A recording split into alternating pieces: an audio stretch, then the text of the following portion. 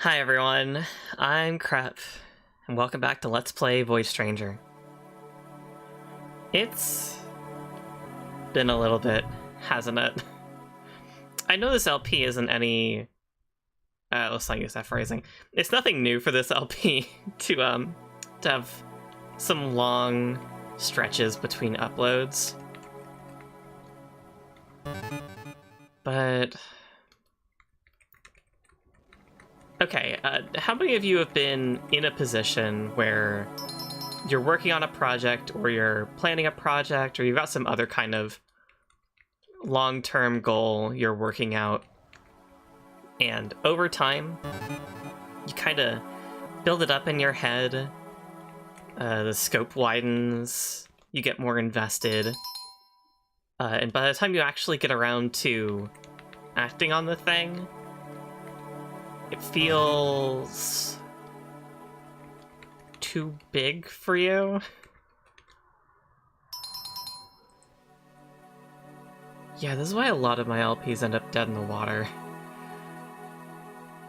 But if there was any game that could and... oh my goodness, no, I need to do my brand right. Could and should pull me out of a rut like that, it would be Void Stranger. If I ever lose motivation to showcase this game the way that I want to, I think I'd be dead. I think that's what that would mean. Okay. We're setting foot in Void as Gray again. It's been a while. Like, obviously we've seen her in previous parts in bits and pieces, but it's been a while since we just dove right in. Regular Void Stranger gameplay, unedited. At the end of the last numbered part, which is even further back than the last video I uploaded for this LP, I mentioned that in the next numbered part, we would be entering the final path. Well, that's what we're doing today. I'm making good on my promise. And you'll figure out what that entails as we get into it. At some point, this video is going to briefly become a bit of a refresher video, sort of like the Sif mode part was for a while. But before we get to that, there's a major thread that... there's a major loose end, let's put it that way, that I've alluded to, I've mentioned, and kind of passed up on, or said, don't worry about it, we'll get to it, believe me, promise.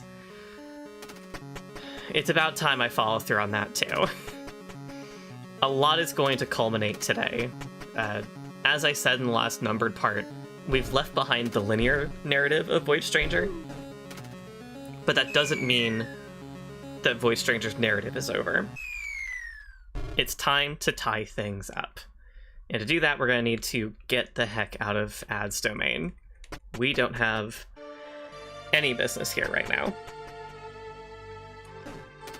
Thankfully, the more you know Void, the easier it is to get through it pretty quickly. And look a little smooth while doing it to boot.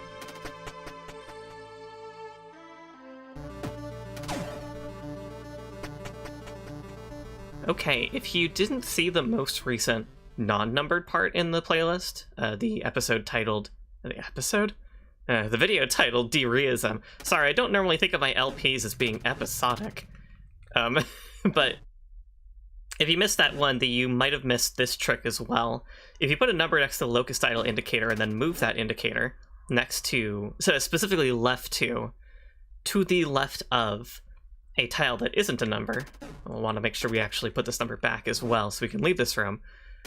You'll notice in the background, instead of the usual locus title value restored or locus title null that it shows there as we're moving numbers and other tiles around, it shows error missing locus title value, or invalid or missing locus title value. What that means is that when we move on to the next room, it'll actually just default to whatever it had stored last, which was the number we put there on purpose. Very handy. We don't have to die to get locus in our locus counter anymore. Well, to get bountiful locus from the HUD, I mean. There's plenty of ways to get locus without dying. Okay. The elephant in the room. I'm sure this has been on at least some watchers' minds for much of this LP. The tale of the traitorous lord connects the brand, at least when they were still alive. Although I'm not sure how that's supposed to work. Aeus's brand is the only one of the 8 Void Lords that we haven't solved yet. Mons and Gor's, the other 2 traitorous Void Lords, their brands were very simple to piece together. They just had some singular gimmick going on that was only a minor obstruction once you knew it. Aeus's, though, this gash is huge, and it takes away so much vital information for understanding the shape that's supposed to be here.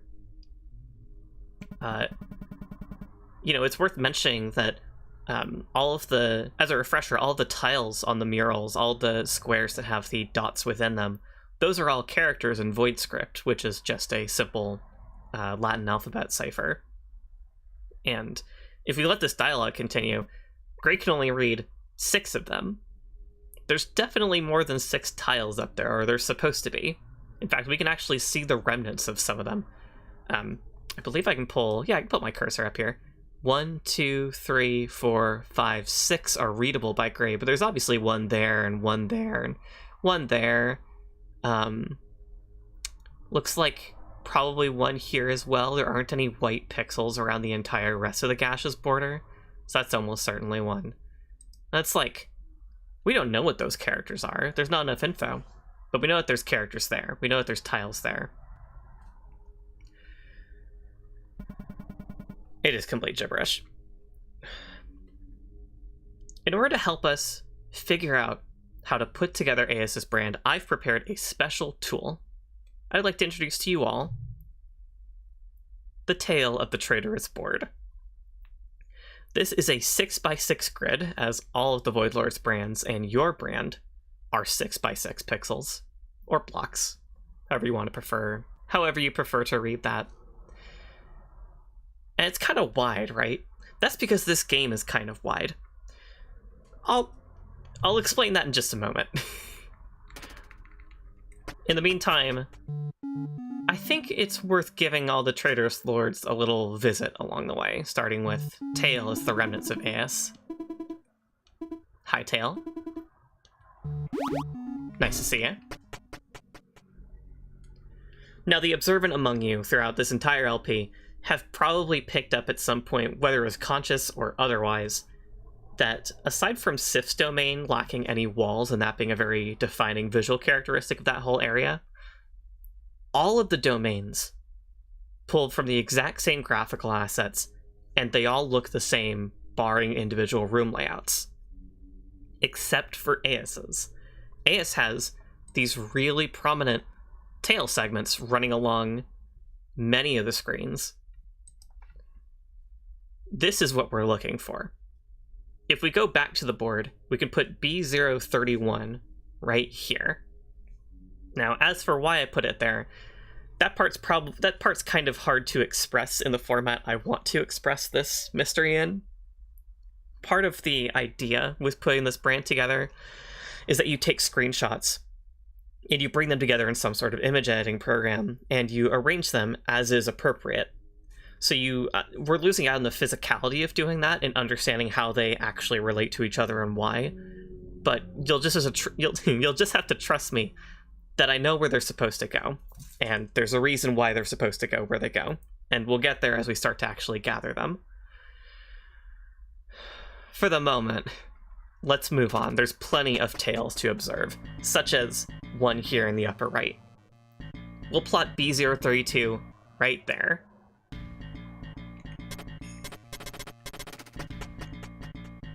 The next few rooms don't have any tail segments in them.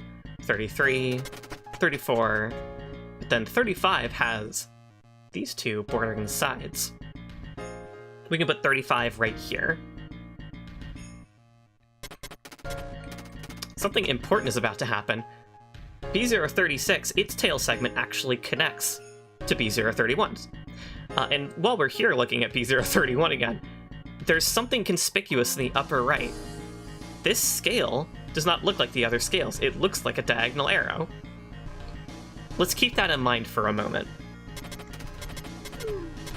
Oh, right, and because of its relationship to 31, 36 goes right here on the board.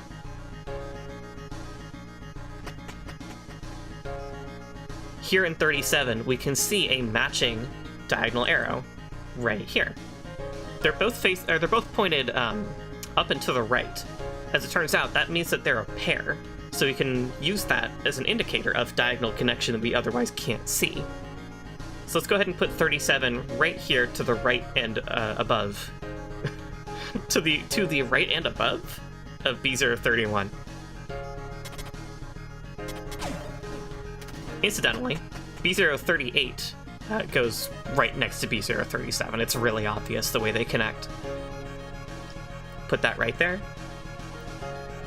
And coming back to the screen itself, there's another conspicuous diagonal arrow scale here. This one's pointing down to the right. We'll keep that one in mind as we move forward as well. No tail in 39. No tail in 40.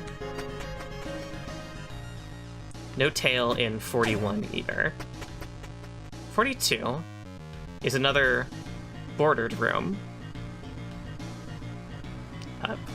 42 is actually to the left of 35, so we can plot it right there on the board.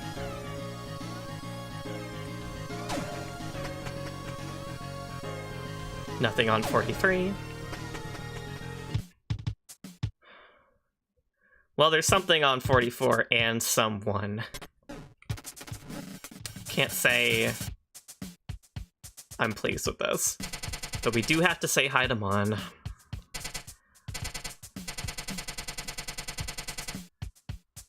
It's never that one. It's never the second one, I promise you.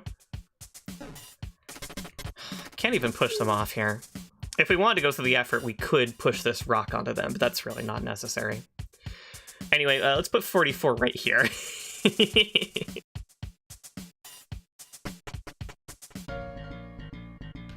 45 has an easily... Oh, right, it's not that missable, actually.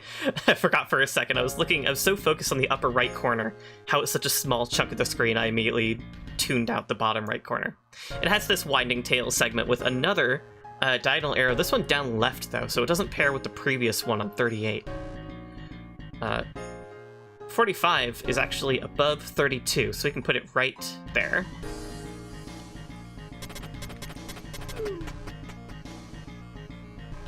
And then 46 here has an interesting feature I'd like to point out. This is also true of the tail segment that was split between 36 and 31, but this one trails off into black at the bottom, which is a helpful little sign that there isn't anything below this one. We can guarantee that there's nothing to see below this room. And then 46, incidentally, also connects to 32. It's to the right of. Put it right there.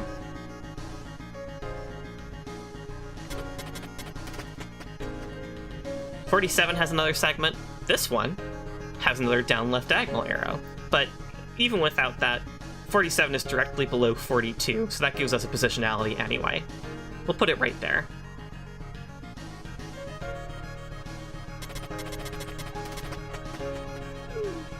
And 48, which has our matching down right diagonal arrow to 38. But again, it has it's directly above 35 if we scroll down, and it's also to the left of 44 if we scroll right. What a cluster.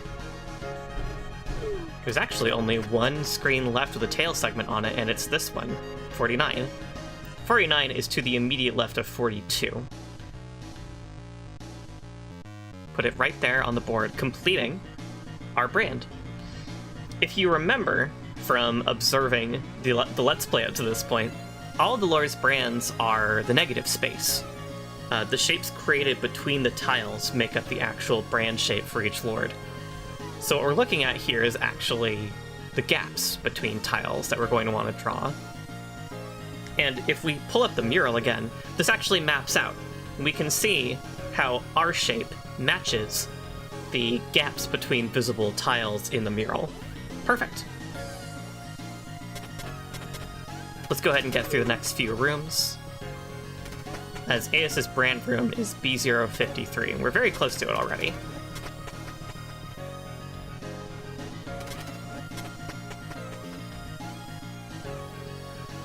that rock in the lower right simply gives the same hint about the tail of the traitorous lord as the one on B029 did.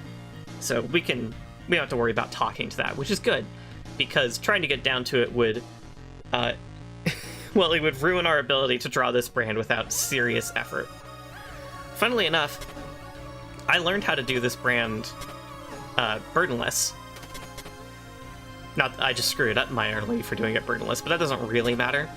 The way that I know how to do this brand is still, like, internalized from that, because, well, I got really invested in trying to figure out AS's brand before I even set foot in hard mode. So, whatever that tells you about the kind of girl I am.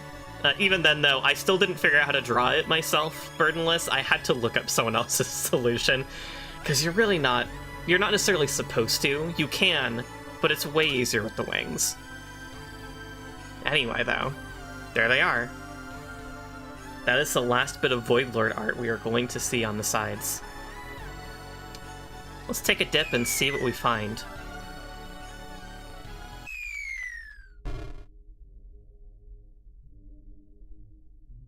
There's a rock here with, well, a message that's not going to be super useful to us at this point, but would be for someone who got here sooner. You did well to find your way here. Figuring out the brands is only the first step. Think where you can draw them. That's how you'll bend these halls to your will. It's talking about how you can hypothetically anyway, draw any Void Lord's brand in any brand room, which allows you to sort of fast travel between the different domains in very particular ways.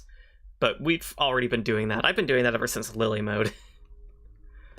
There's a memento here as well, which we'll take, and there's a very, very conspicuous glowing object up here. A strange seal. You can't get any closer to it. Suddenly, you hear a distant voice. Seek what remains of the first traitorous lord. Push the lorn idol guarding their weakness 23 times, then remain still and wait and wait. The first seal will be severed. Now that is a lead. But we're going to set that aside for now, as we have other folks to say hi to. In particular, Gore. We need to go say hi to Gore. Along the way, though, there's something else I need to go pick up. So we're going to make a quick stop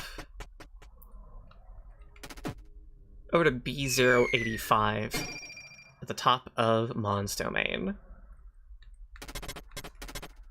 We all remember this. Oh, hey, my flicker is off. There we go. I forgot I had flicker off. The mural is badly damaged.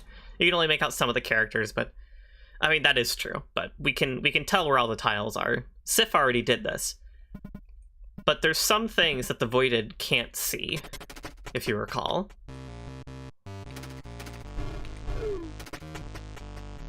We're gonna have to do these first couple rooms that involve a lot of switch moving around, pressure plates, whatever you want to call these.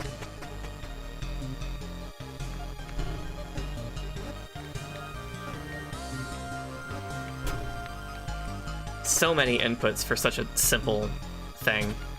Okay, let's clear this all out.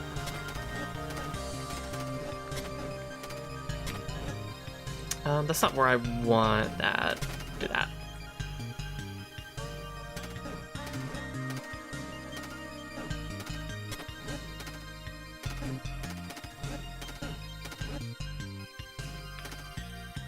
Almost. There, and then you. I always feel like whenever I try to do Mon's brand, there has to be a more efficient way to do it than I'm doing it. That's how it goes, though. There is, of course, a memento here. If you remember back to when we went to Gore's secret room for the first time, there was a memento there as well. And we just picked up one in AS's room, so you can figure that all the Traitorous Lord's rooms have one. And Leb's, if you recall correctly. That's interesting.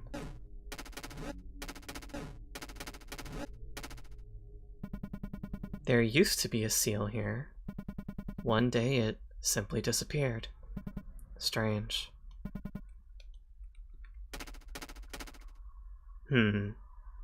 Considering there is a seal in AS's secret room, maybe something worth keeping in mind. For the moment, we're going to trek onwards and pass through Tan's domain. There is something specific I want to do there on the way to Gore's domain, but it'll also just be helpful for setting us up for doing some things faster later. So it's worth the trip.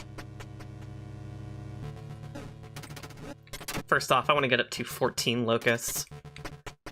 I love having specific numbers in my locust counter. It's so helpful. And then here... we'll just stall here. This is silly. Extremely funny position to be in. Here you might remember that we encountered like a succubus lady, a demon lady, some kind of something like that. Right here underneath this Tan statue, if we lift this tile up. Here she is again. She's gonna heal us to 23 HP. Now, normally, you can only encounter this character once per save file, and the only way to encounter her again is to reset your save in-game or delete the file. So anyway, you can imagine the kinds of things I've done for this LP, for how thorough I've been, how many things I've tried to show off, and how... While you wouldn't normally get this kind of advantage, I could have planned this well in advance if I'd really thought this far ahead. So I don't think it's a big deal that I'm doing it twice in the same LP.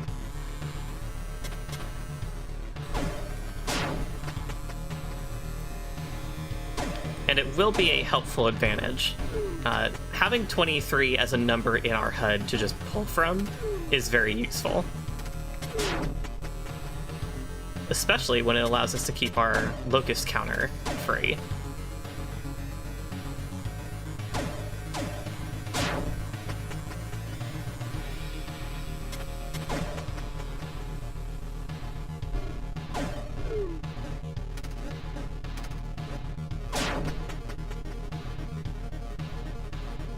This room is really satisfying with Sword and Wings once you optimize it. I don't know why I almost did that, but it's fine. That's what the grace period is. That's what the grace period when you're falling is for.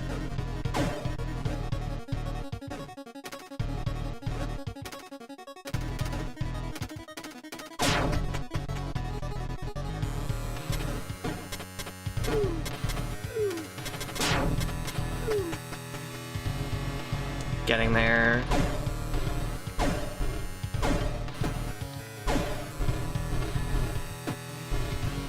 What am I doing? Such a weird way to do that room.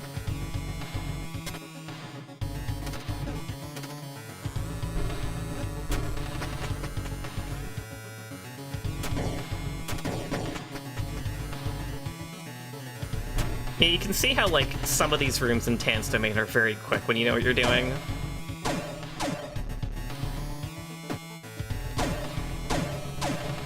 And also when you have the sword. Speaking of which...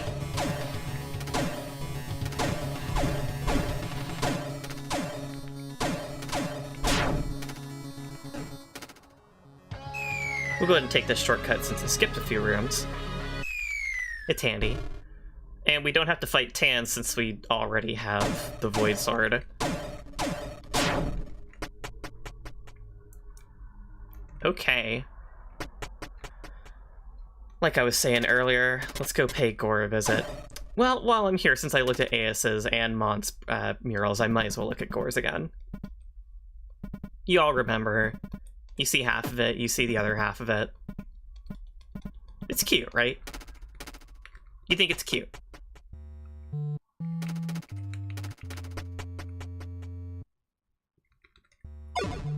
Hi, Gore.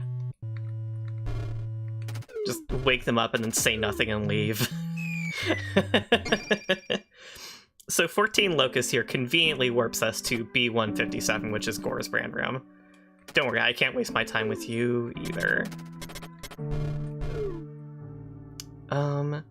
It's the top tile? It's the top tile. I always have to remember for some reason. There we go. Like I said earlier, we already picked up the memento that's down here, but of course, we haven't killed Gore. I don't know if I showed this off before.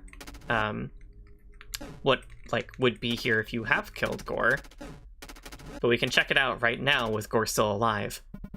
A strange seal. You can't get any closer to it, just like the other one. Suddenly, you hear a distant voice. Seek what remains of the third traitorous lord. Give in to their request and bring them peace. The third seal will be severed. Just a little extra setup. You probably see something like that if you manage to, Oh, right, I do want to put that there. If you manage to get to Gore's secret room without the Void Sword. Really quick, so we can make use of this shortcut, let's turn our wings off.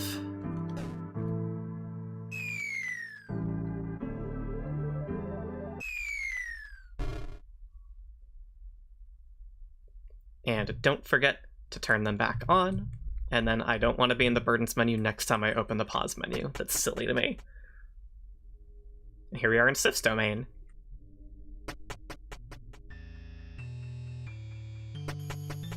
This is going to be the last bit of our refresher course. Let's see... right. I want to go ahead and grab this locust, because it's time to take this 23 out of our HP. I'd like to make sure that there's still something in there when we warp to B223 right now.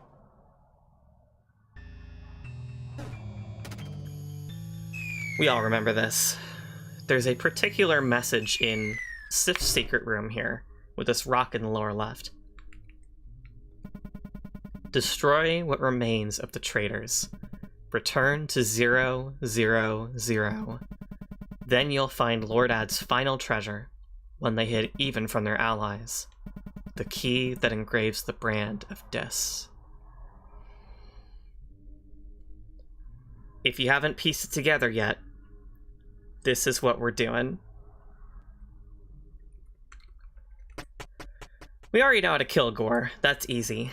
And if you can believe it, Mon's already taken care of, and it's not because Sif killed him in a different timeline. It's just Tail we gotta go figure out. But we were given all the information we need. Let's make our way back up there.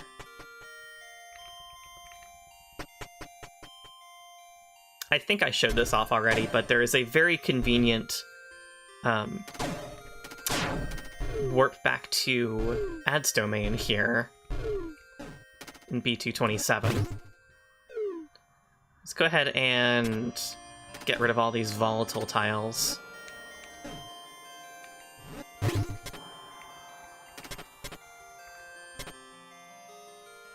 All of the remaining tiles now can be used to make up the exact number of tiles for Ad's brand. We'll grab this one, put that in the corner.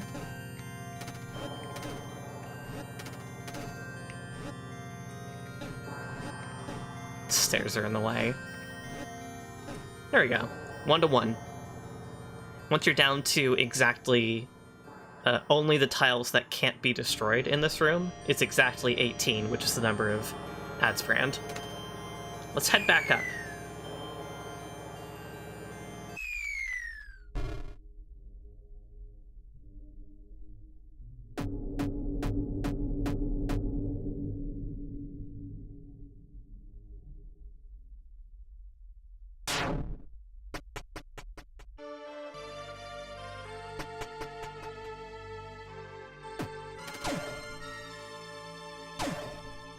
Luckily, it's only a hop and a skip and a jump over to get to Tail again.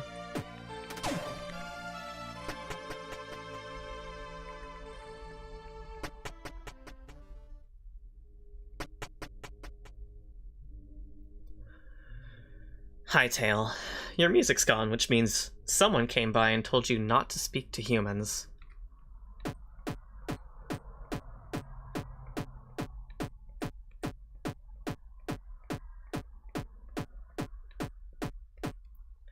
Then be still and wait and wait.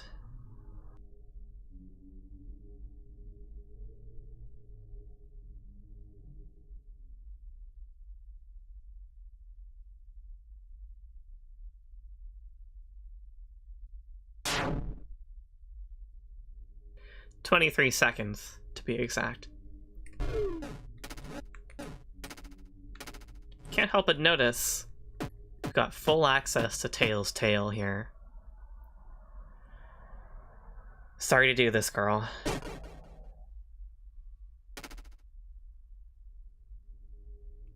That's... well, it's actually 2 of 3 down. But, you know. Oh. Hey. Hi, B. Hello. I didn't think you had it in you.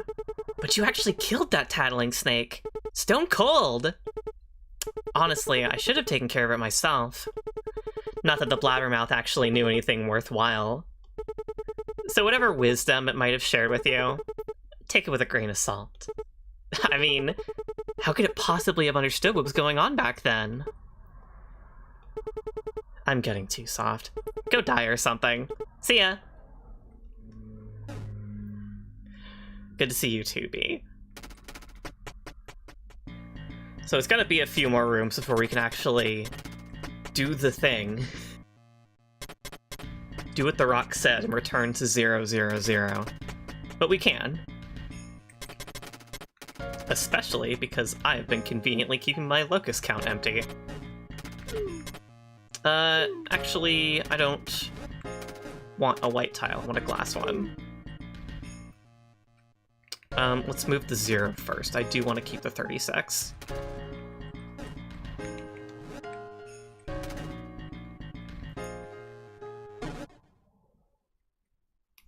It's been a while since we've been up here. But something is happening now. The Aeus part of the statue has gone dark. And now you can see it matches the Mon part. That's your first real hint that you don't have to do anything about Mon.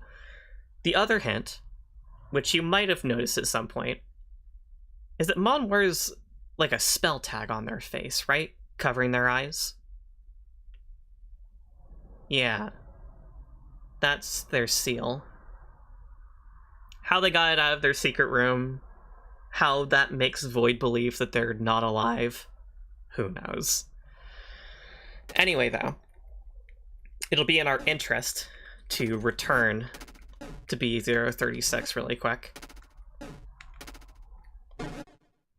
And keep moving.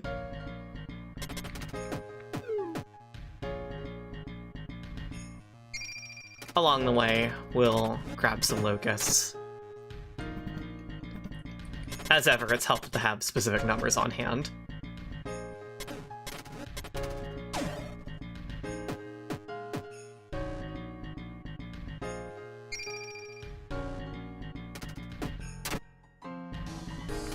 Six is pretty good.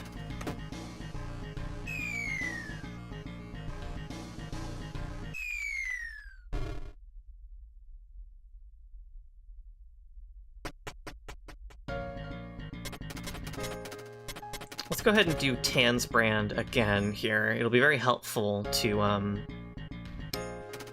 let's see, let's put this one down here.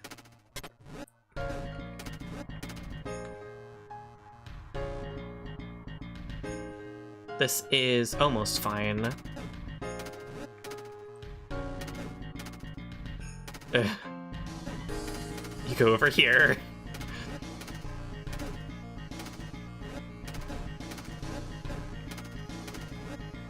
Okay, that's almost good.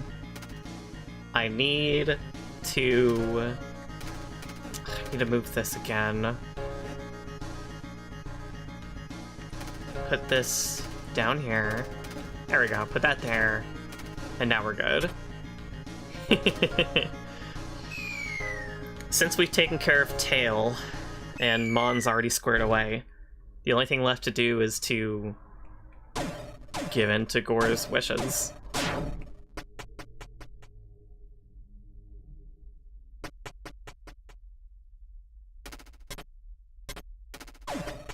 That was only mildly scary. That's not usually how I do that room. Okay, we have a lot of text to get through. I've already read all of this before. We all know what Gore is going to say, what Gore is going to ask of us.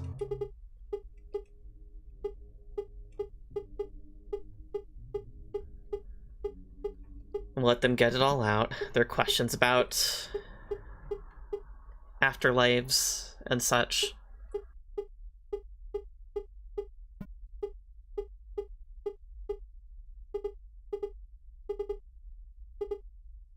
Goodbye, Gore. Okay. It's not going to be super convenient to get back to B000 from here. We will do our best. We can get a few more locusts, which will help. And then we can quickly warp from here. This will put us only a couple rooms away from Gore's brand room again. Nuh-uh, you are. That's okay, I can't help you either.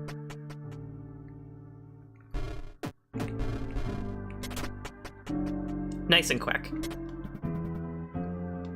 Not much longer at all, we're basically there.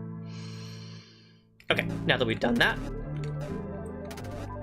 let's again build ads brand.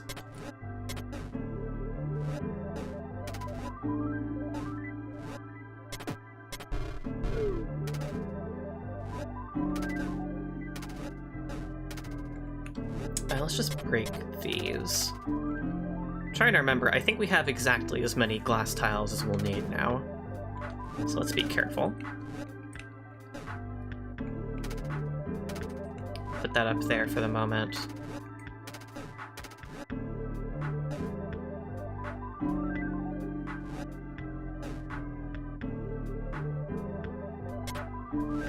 Okay, it wasn't quite exactly as many as we needed.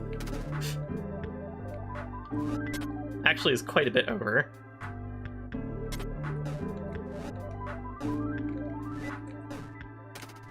Move the stairs again. Oh! Ugh. I forgot.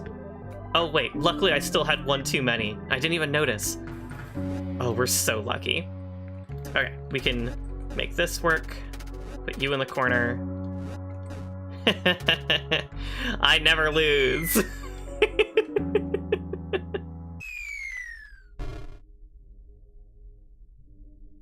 And this will set us up pretty quick to get back to B000 again. You know, it never feels like quite that speedy, but it does always feel very clever to do routing like this.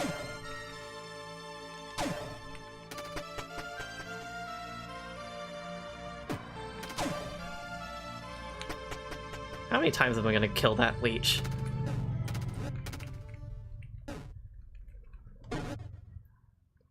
Let's see the fruits of our labor.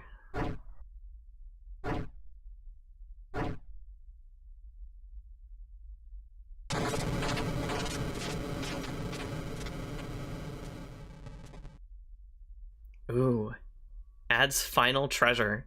One they hid even from their allies.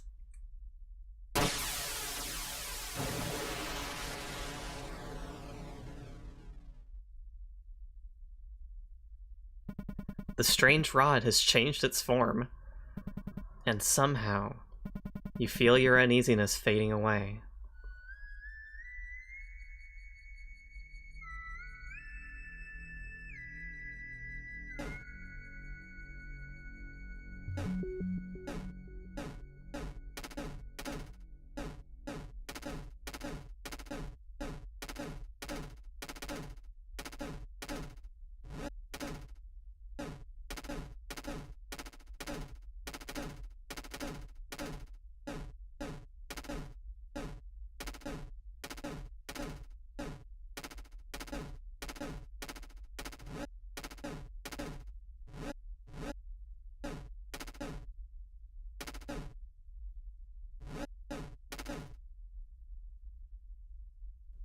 So this is the true rod.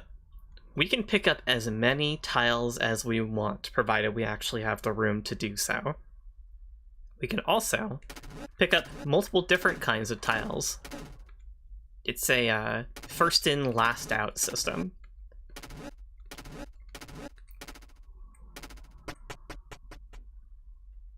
There is so much we can do with this.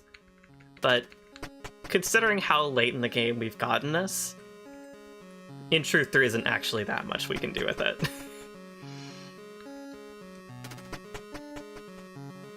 But it's still extremely cool, and it's exactly what we need to engrave the brand of Dis.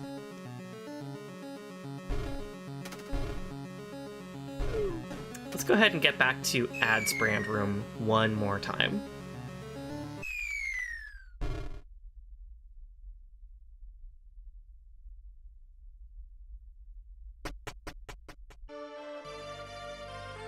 We can pick up the stairs and then pick up anything else we want to.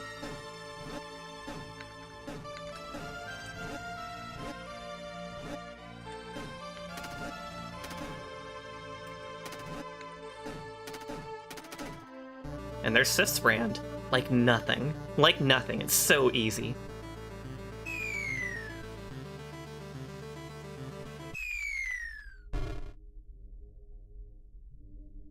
And here we are again, near the bottom of Void. Exactly where we want to be. We want to engrave the brand of Dis. Now, we've seen it somewhere before. If you recall, looking at this mural, Sif said, "Dis continues to elude us." The mural is completely blank. The true rod is going to allow us to make that a reality.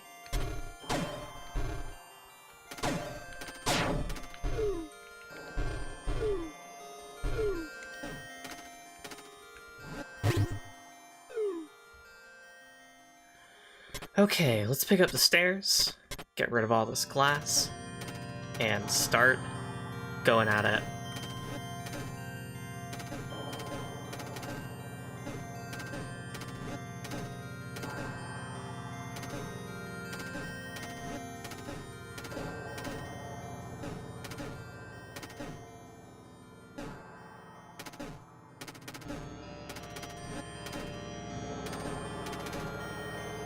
We have to leave a single glass tile available so we can actually pick up the last solid tile. Like so. Completely blank. Nothing shows up, but you just gotta trust it.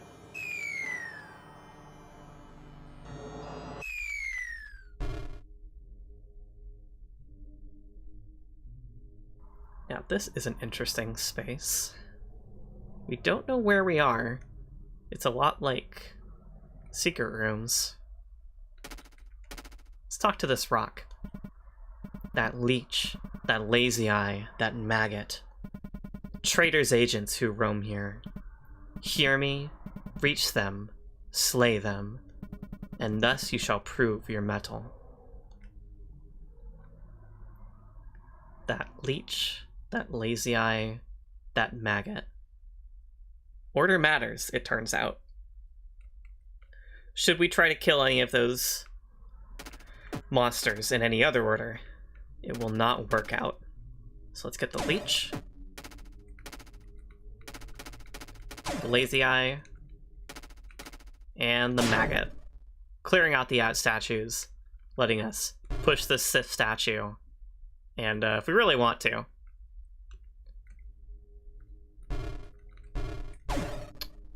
kill that beaver too. What awaits us beyond here?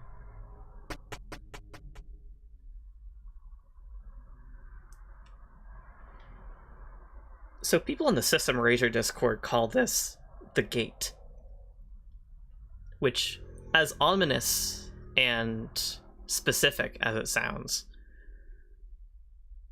is probably also referred to that way thanks to the complex set of spoiler layer channels within the System Erasure Discord for Void Stranger. There's one channel where it's just like, if you have not seen the gate, don't come in here. You're not going to know anything that's being talked about in here. Don't even come in.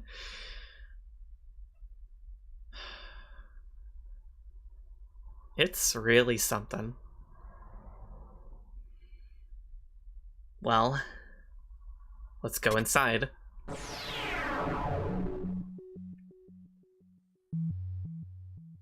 Welcome to Dis. We can bonk this display here. It gives an interesting phrase in Latin, if I remember correctly. You can look that up on your own if you'd like. If you missed the EX mode part, part extra, I think I named it, because I'm clever, the one titled Delusions, then you will have missed this mechanic. These Aeus statues, which we only just saw earlier in Aeus' secret room, if we push them off, they become white tiles on their own. This is the only way to actually make it over to this rock and pick up that memento in the same go. Here lies the Forgotten Domain, the Trail of Traitors, the road towards the heart of Dis. Are you truly ready? This is, I think, my favorite track in the game still. It became a favorite very early on, and I still like it a lot. What can I say? I'm a sucker for a simple, cool melody and a strong beat. Your blade, your wings, your memories. How much do you treasure them? Oh, I know this one. I treasure them this much. Don't get caught by the Sith statue trap. They want to make sure you're paying attention. All of these rooms are, as I hope you would be able to expect, based around using our newfound powers with the True Rod. These walls are still intact, yet to be clawed smooth by the desperate ones. Oh, so that's why this place looks like that. Or I'd suppose that's why the rest of the Void doesn't look like this. Of course, amidst these rooms that make use of being able to pick up a bunch of different tiles in a stack, there's also rooms that don't make use of it at all and are just about the new statue mechanics. Such as this one. If you came here before ever setting foot into Void Stranger Sith, like I did, this would be your first time encountering the Mon statues, so there's a helpful tutorial rock here as well. Avoid the avaricious gaze. You can't escape its judgment, for all Manusya must crave. It's not a very clear tutorial, but that's okay. Alright, in order to get this memento, we are going to need 2 leeches positioned very particularly. Luckily, they lined up real nice for me. That doesn't happen very often. Normally it takes a little more finagling to get them into position. Perfect. Thank you. I love when things are easy.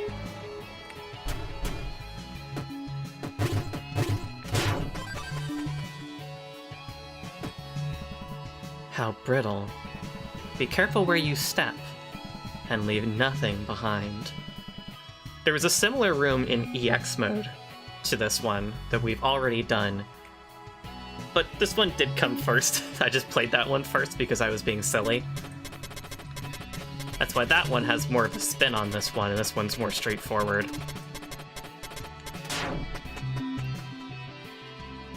Okay, this room is a little scary. Only a little bit. It's very precise. You want to make sure that you don't put yourself in a position where killing one of these lazy eyes is going to kill you. We're going to need to put these tan statues in strategic places to make sure that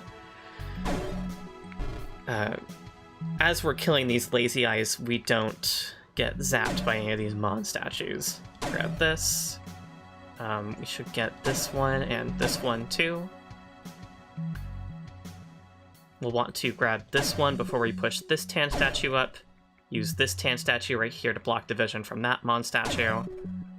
And now we're safe. This Aya statue is going to remain where I put it and keep us safe while those other Tan statues disappear.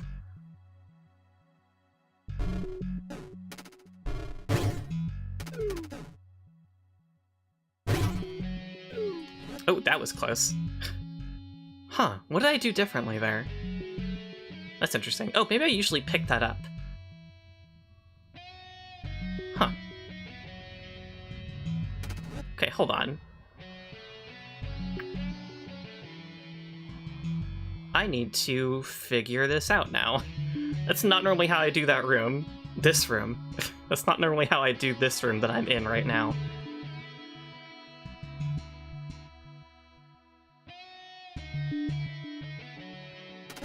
Okay, let's put this here. Oh, this is real silly. Okay.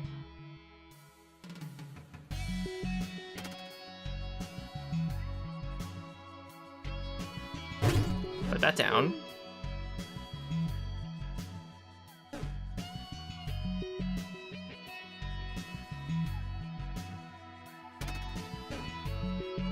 I need tiles to be in a particular stack here.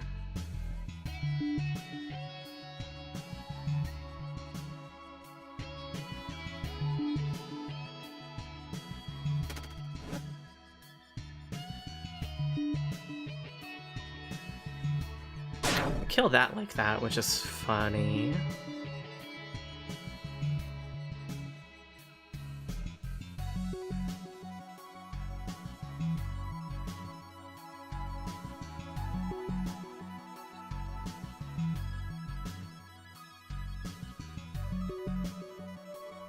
Trying to think what my options are here.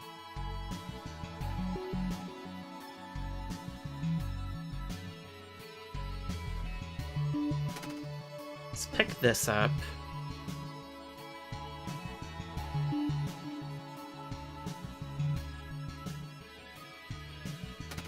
Pick this up.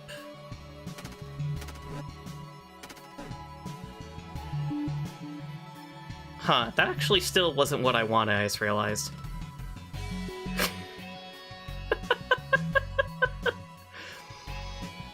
Can I still make this work?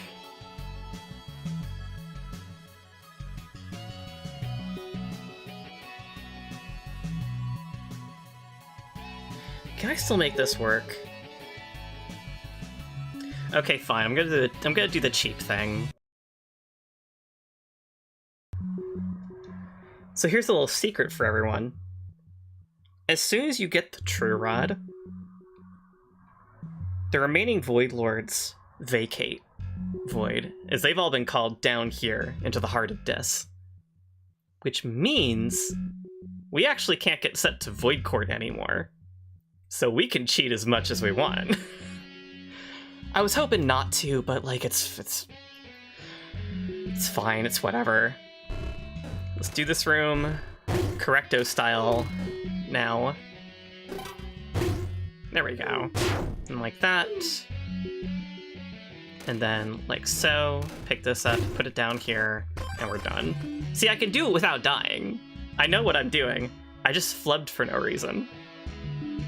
But it's okay. I'm not gonna hold it against myself.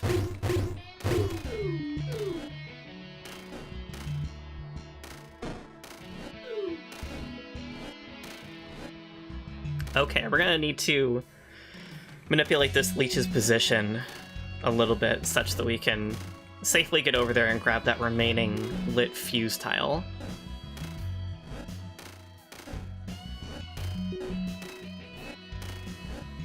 And then we can actually make use of the leech to drop that last Mon statue.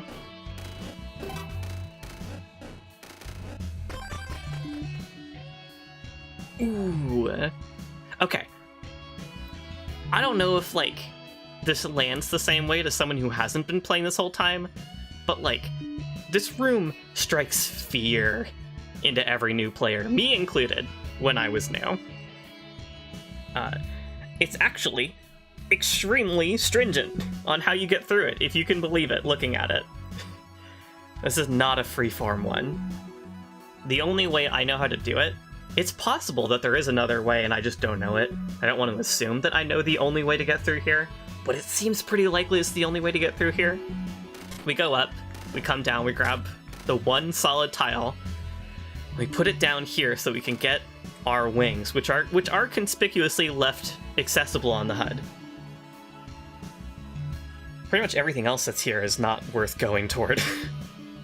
And really difficult to go toward as well.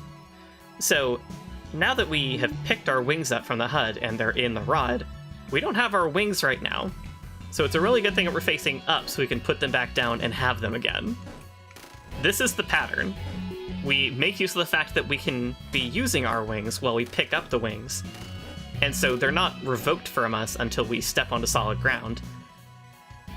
And doing that exact sequence that I just did just barely lets you through. There is a single Lev statue left unagitated. Scary. It's scary. It's terrifying. Right. Gore statues, which we have seen before as well in Gore's secret room. That idol hardly moves. How bothersome, as they say. Yeah, it can only be pushed one singular tile and then it freezes in place forever. So we'll have to make sure we set things up such that we can work around that. Oh, this is a weird looking room. What do you have to say? Can't reach it, I think. Or can you? I'll wait for you to figure it out. Okay, well, usually ad statues are tied to some obscure room-specific gimmick or mechanic. Well, there's obviously a memento beneath you, so I'd like to take that. You can't take that upper route because of that judgment tile that's right there. And we've already agitated 2 of the 3 Lev statues here, so we definitely don't want to use the rod anymore. That ad statue is on top of a lit fuse tile, so if we walk over there, we're going to set off all those other fuse tiles, and then there will be no way back? I don't see how you do anything here. An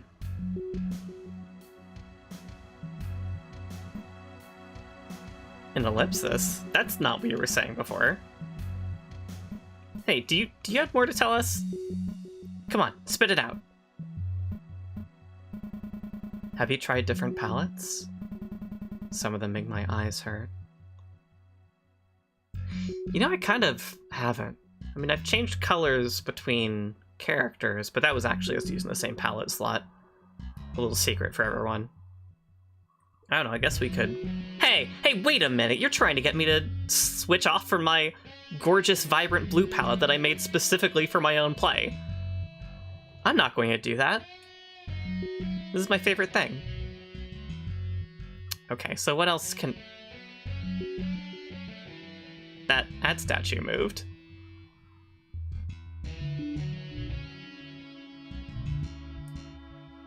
Uh-huh. So that palette scent was just bait to get you to pause. What a stupid room. I think it's charming, but a lot of people have been very upset with it because it's extremely unintuitive. I don't know, I think you gotta have stuff like this in your game sometimes. Okay, this room is fun. We're gonna have to carefully and purposefully navigate this mimic from the left side to the right, pushing some of these statues such that we can drop all of the dangerous Mon statues and still leave a path for us to cross over. Very particular. This room took me forever to figure out my first time, and I was playing with friends, including someone who'd done this room already. She just couldn't outline exactly what she did. It was really hard for her to do that from memory, so it still took a long time.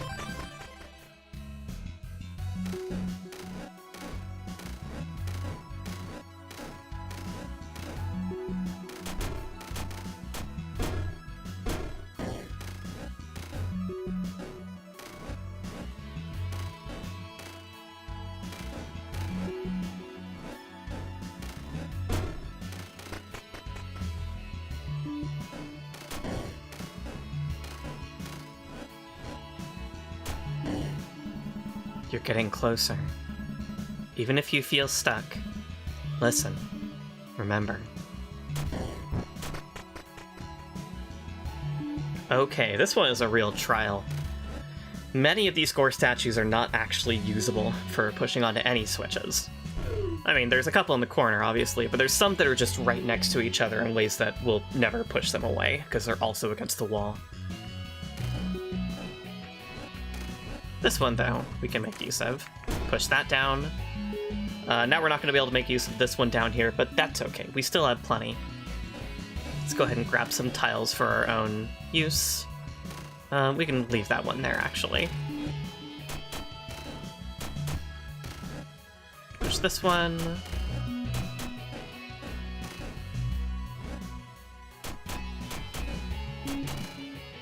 And note also that for the ones in this sort of setup where they're kind of too adjacent to a pit, we're definitely going to want to get rid of the one that's immediately, like, in our way for grabbing the button.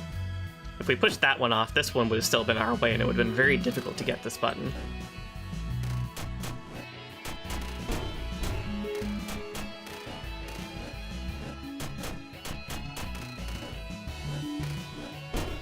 Okay, just a couple more buttons left, and we've actually still got 3 gore statues still remaining. Let's push this one off, we don't need it.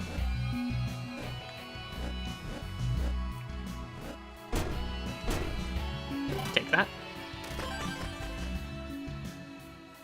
Here's a fun room.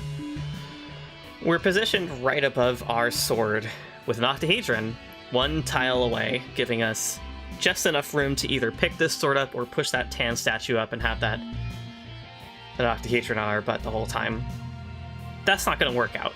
Don't do that. If you try to go up there with the octahedron, any action you take, it will just kill you.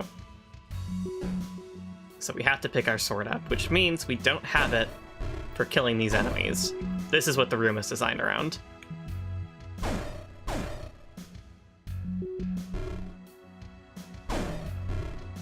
Be very careful. We really don't want to touch these sigil spaces. If we do, that is an enemy we cannot kill. God, these smiles are annoying. Okay. Carefully push this up here. Get rid of the lazy eye. That gets rid of the statue. We're safe to put our sword down and leave. That one is just a little tense. Also, don't worry, that was just a mimic that died immediately because I moved immediately. Everything is fine.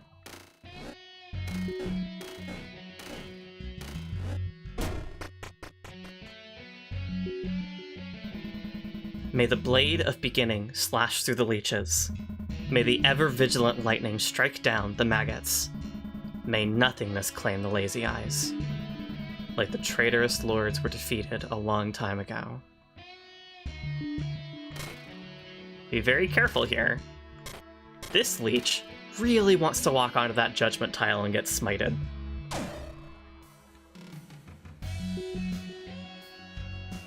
I believe I want to go for this leech, and then this one up here. Notice how I took exactly long enough to get to this one before it would crash into that maggot. This room is very mean. Has a lot of immediate failure condition points. Drop the lazy eyes, as well as all of those Lev statues, which is convenient.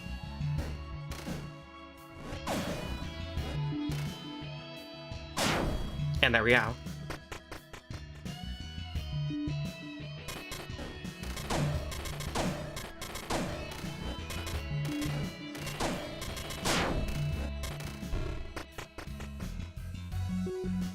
This room is interesting. The stairs are immediately accessible. We could just leave. There's another room, just like this one. I just can't remember what it looked like. Let's keep the image of this room in our memory.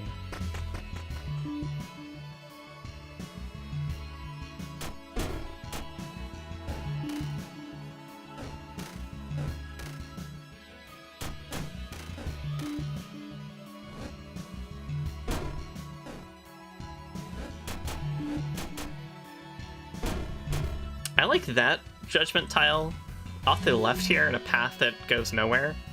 That's just like, hey idiot, don't press left here. That's scary. Why did they do that?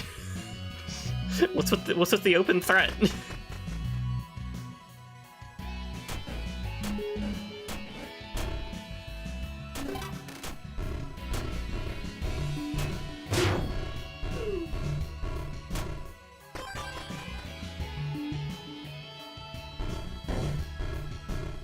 This room's interesting. I swear there was a time when I figured out how to do it without having to move this pressure plate, like so, but I've completely forgotten how I did it, and this works just as well. It's just a little scary.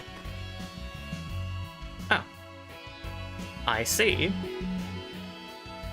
Looks just like that one, except not quite.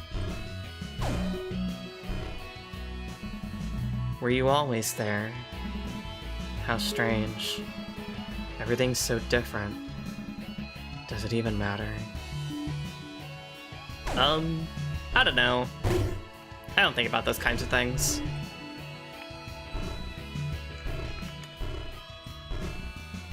I didn't mean to do that! It's a deathless playthrough. I promise you, I insist. This counts. It's still deathless. I didn't die. I cheated death, but I didn't die. And I have done this all without dying and without cheating death either. I'm just being a little hasty. Was that okay? What I just did? Maybe? Yeah. Wow, I can't believe that worked out. And that's all you have to do. Surprisingly, the ad statue doesn't disappear or anything, but as long as you get it in the same configuration as the previous room, it counts. Oh, one more. Pick up one of your burdens from the HUD with an octahedron on your butt rooms. I don't know why I'm not letting myself say ass. I mean, in other LPs I wouldn't, so I guess it's still, like, an impulse worth rewarding. But it's not like we haven't already said the F word in this LP. Whatever.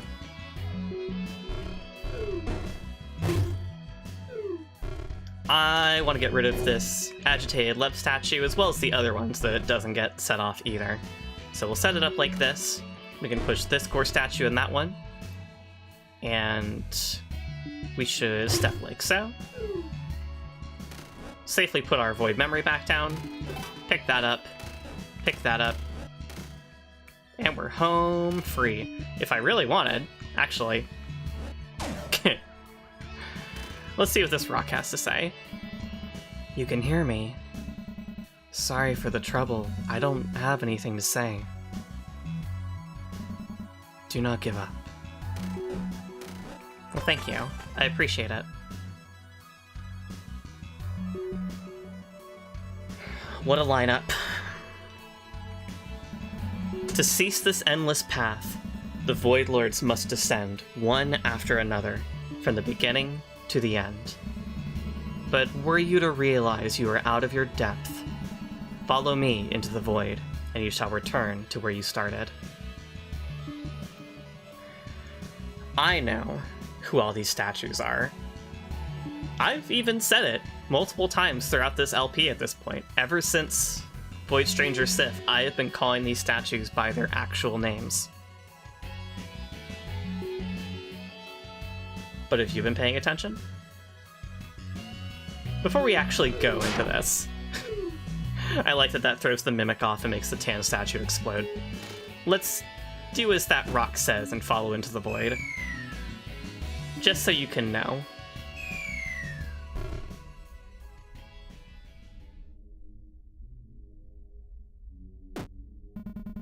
Just in case, if you have any second thoughts, move the stairs.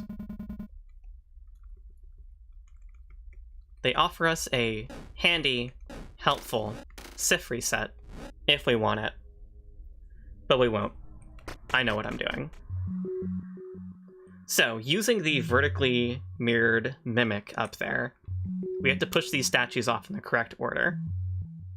And the correct order is the order of the Lord's domains within Void.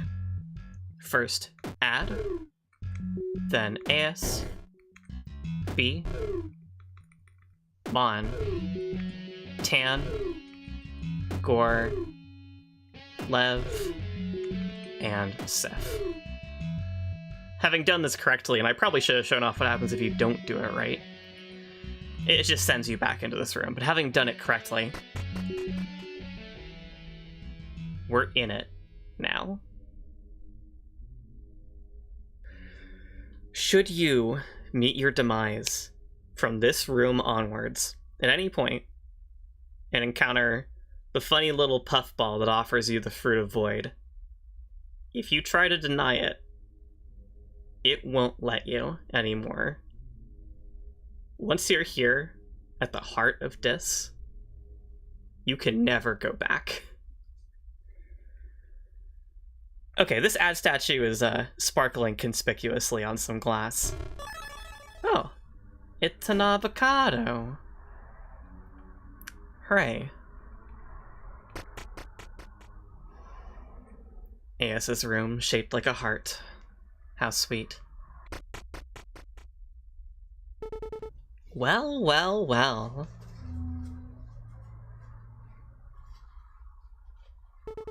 Now you've really outdone yourself, mortal.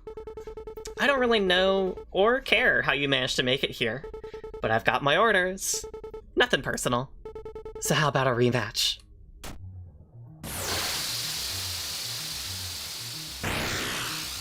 Farewell, feeble mortal. Finally, an actual encounter with B after the completely unwinnable RPG fight from forever ago. Oh, I clicked out of the window because I'm very smart.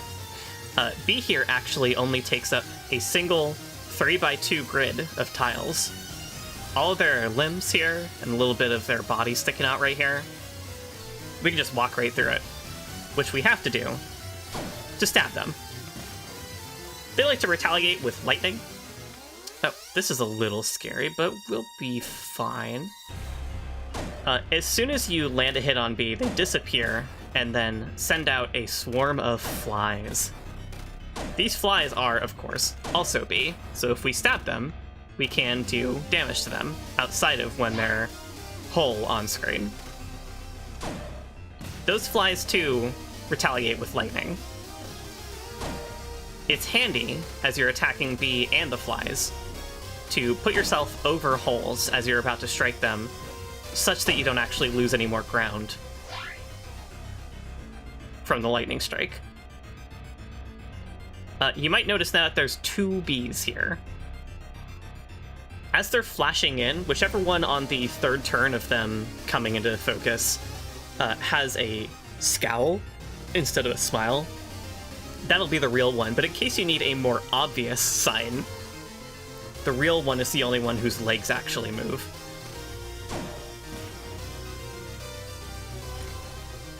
Be very careful with this fight, because you don't know until they start coming on screen whether or not whether the swarm of flies is going to come in horizontally or vertically, and you have a lot less room to work with vertically than horizontally.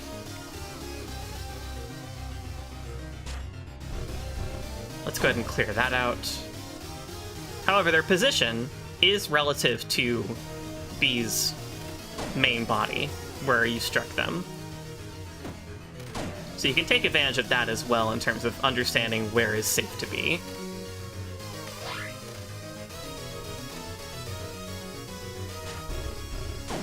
Another inconvenient spot forces us to take another tile away. Let's see, 1, 2, 3. 3 flies remaining. Okay. So the flies are also sort of an indicator of B's overall health tally. This is annoying. I'm between 2 gaps. We're gonna make this a long gap. Hopefully that is fine. 2 hits left. We're not gonna be able to reach that fly. Let's put that there. There you are. And we can't get to that fly either. Could have taken the risk if I'd actually stayed over there on the right side. But it's fine. We'll just finish them off the old-fashioned way. It's surprisingly easy once you get a handle on how it works and, you know, moving around patiently, paying attention to the actual layout of the room before you decide to move in any given direction, where the flies are coming from, how they're arranged, that kind of stuff. Just be observant.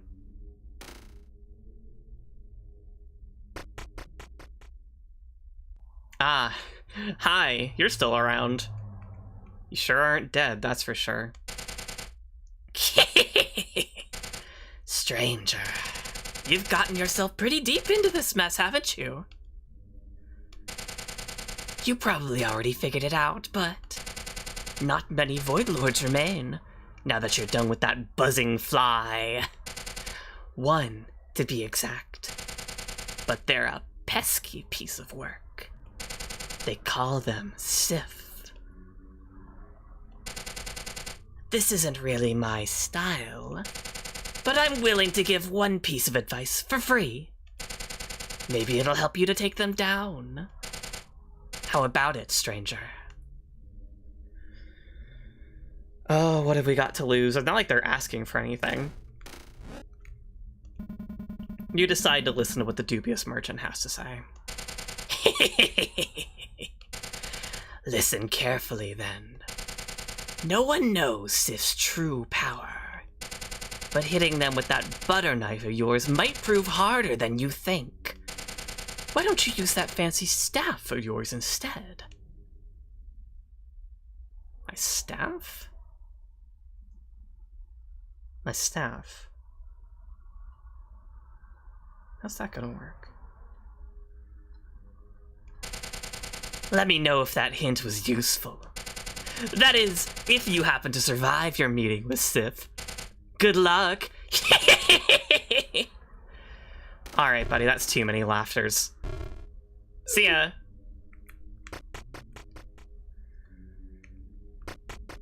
But their advice was truthful. The thing that we want to do is to use our staff once we get there. In the next room, we're gonna fight Sith. And this is a very, very real encounter.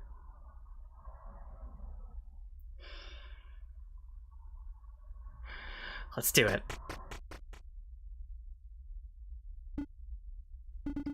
You made it here. So that must mean B is already.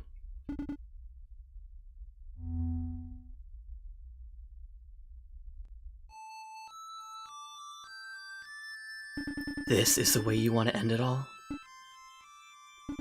I can't remember the last time Dis called us this deep. Brings you back. But don't think I'm going to go easy on you out of sentimentality. Dis, the threat level is far greater than expected. At this rate, the main servers will be breached, requesting temporal release from the main grid in order to steal our defenses.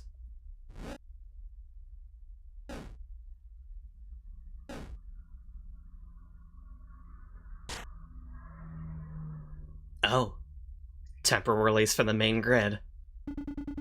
This will not end until one of us will burn out.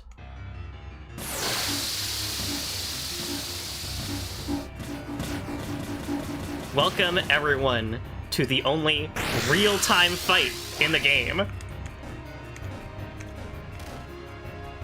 While we're running along the grid, collecting tiles, Sith can just do things whenever. I affectionately refer to these attacks that the cherubs on the side do as spell cards. Much like any good bullet hell, our hitbox is extremely tiny, which is the only way we can actually survive a lot of this stuff. That's a scary pattern. And this is an annoying attack to get.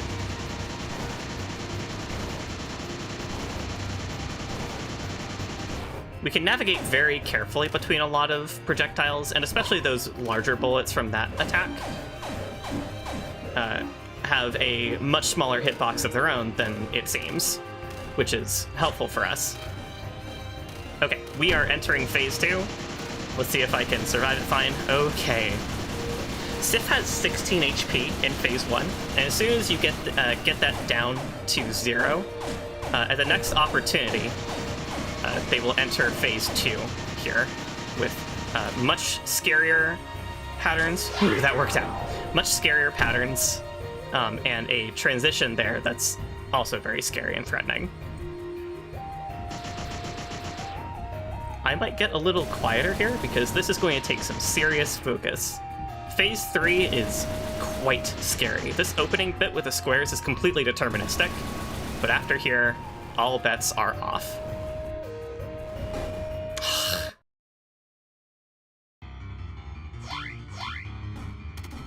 So you see, we can only take one hit, as ever, with this game. That is a scary pattern, but I think that's gonna be fine. Huh. Which means that, like, everything that Sif does in this fight is a huge threat.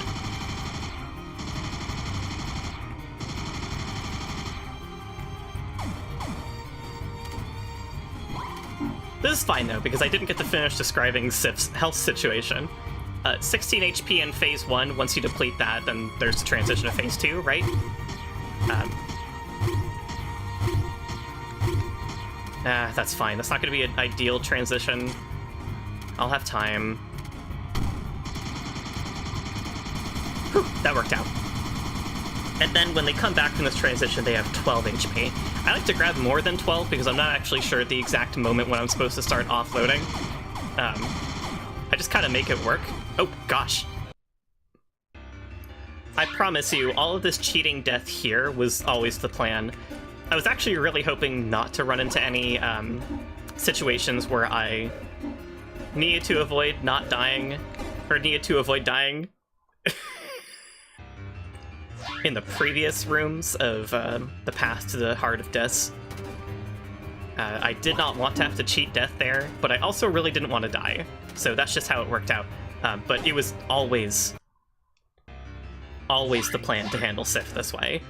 I'm just too stubborn and headstrong and focused on doing the fight the one way I know how to do it, even though it's not optimal nor smart. Fine. Just hang out up here. During this whole attack, Sif can't affect you in this row above the arena. There's a few like that, but there's also some where they absolutely can. I was not paying full attention to the order there. Okay, that's not the worst. But it is very annoying, it's not making for an ideal transition to phase 2 again. That'll do. I pretty much just always throw myself into phase 1 however I have to, and then offload as much as I can, hoping that I get a pattern that lets me. Okay, this isn't too bad. I don't love phase 2 diamonds. Ugh. And then I throw myself into phase 2 as well. And you can see, it's a pretty scattershot approach when it comes to success. Oh hey, swords. You can tell, which... I guess I'll keep saying spell card because it's fun. You can tell which spell card you're going to get based on, which Devanagari numeral appears above the cherubs.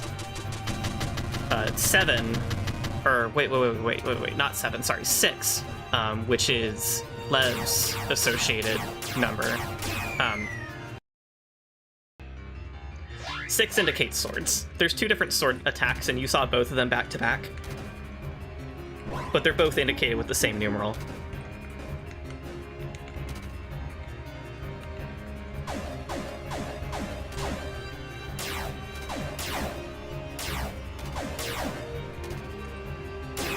Ah, I didn't do that dodge good.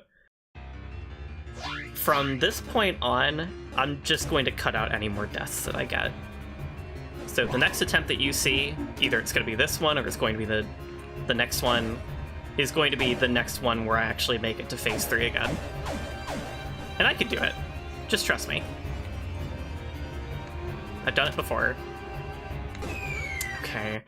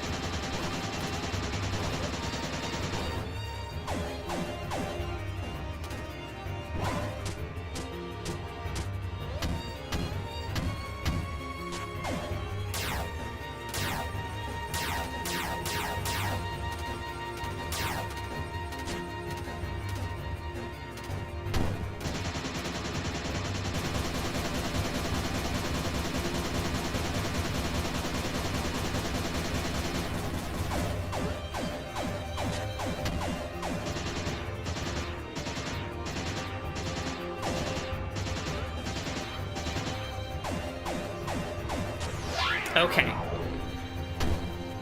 Finally, that actually worked out.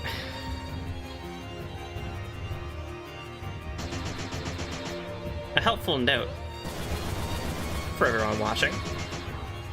You can tell that it's safe to pass through the squares if there are little sparkle effects around gray. So pay attention for those.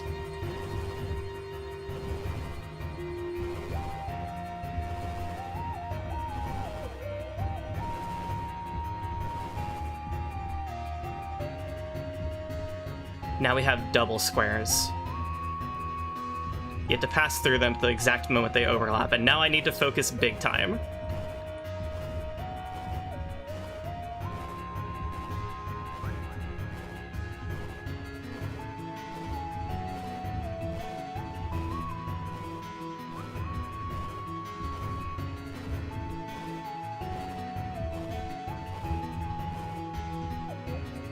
Okay, here we are.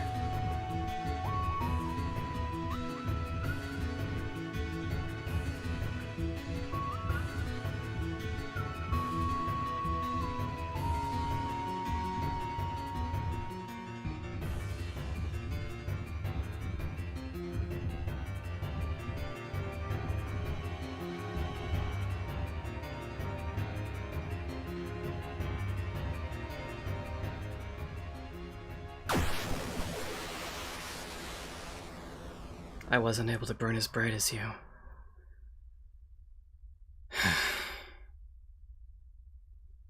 Thank you for the fond memories. Farewell, Ad.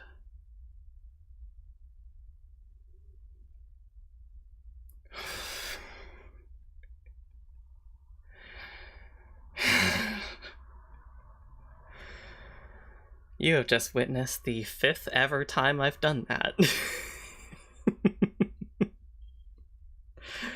Ever. And I'll remind y'all that this game has been out for over 2 years at the time of recording. I mean, by the time I upload this, it'll still be over 2 years. It will not be even close to 3 years yet. Oh gosh, I got my heart rate up. That's what the Sith fight is like. And I didn't die by technicality.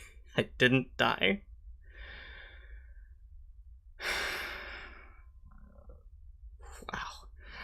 Wow. You're not gonna have to deal with this because I'm gonna edit this out, but I need to go take a break. I need to go let my nerves settle. I need to go use the bathroom. I need to go, like, do anything else for 10 minutes. So I'll be back in just a bit.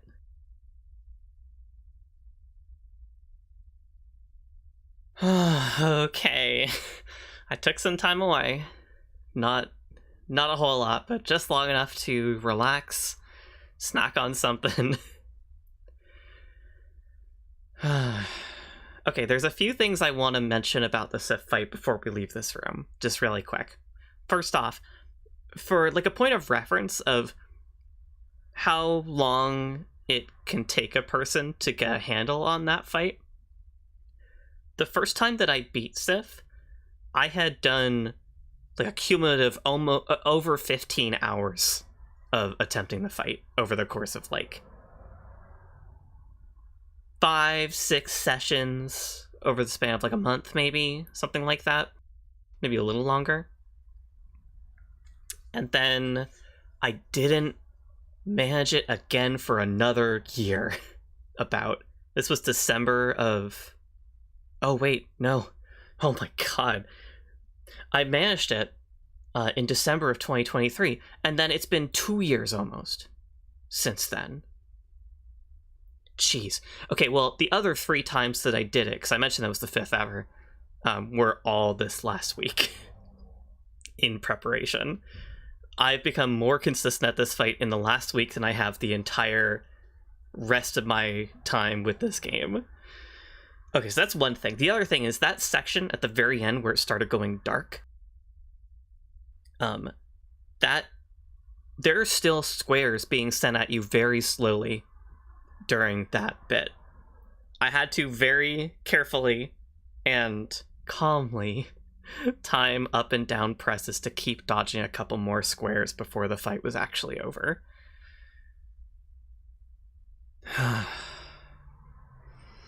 Third ways, there's an easy way to do that fight.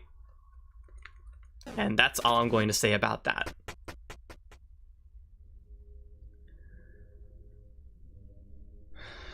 All the Void Lords are here.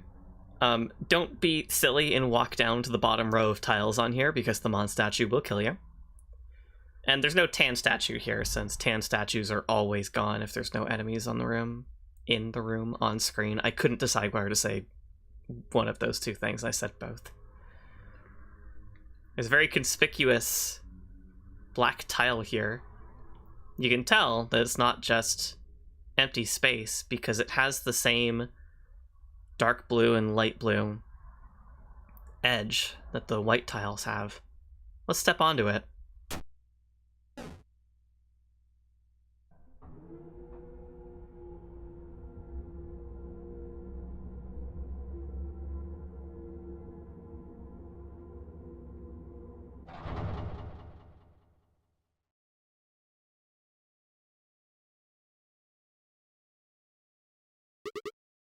Well done, mortal.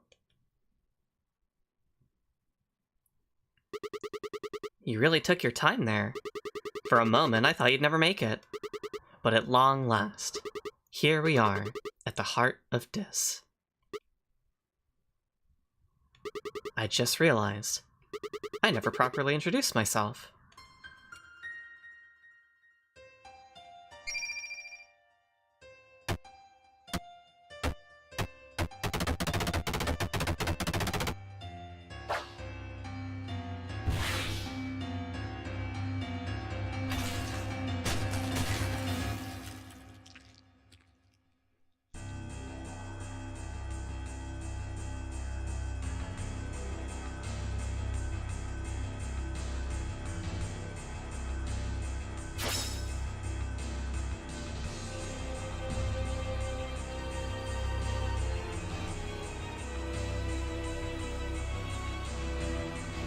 Everyone, I hope you've enjoyed the journey so far, because we are almost at the end of Void Stranger Lev.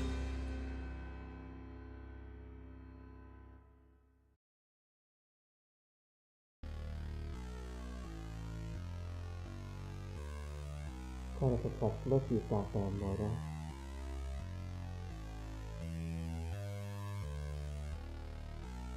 Oh, can't hear me anymore. The flaw in my original form hasn't changed one bit, it seems. No matter. This is finally at my root. Halt! I don't know what you're planning, and I wish I didn't have to interfere. But you must stop! The true nature of Dis is far beyond your understanding. I can't let you come into contact with it.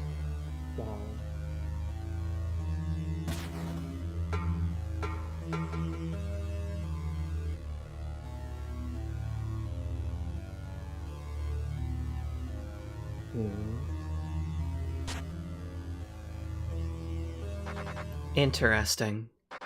This transmitter can convert radio waves into speech patterns. Sorry about the hassle. Now that you can hear me, mortal, there are two things I'd like to say to you. Thank you, and die.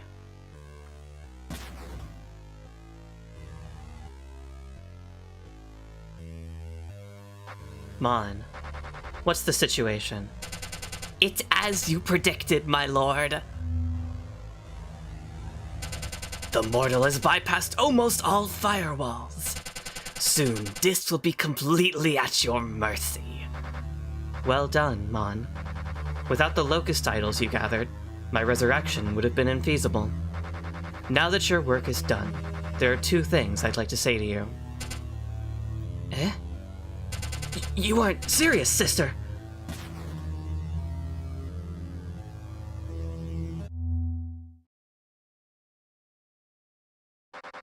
Interesting.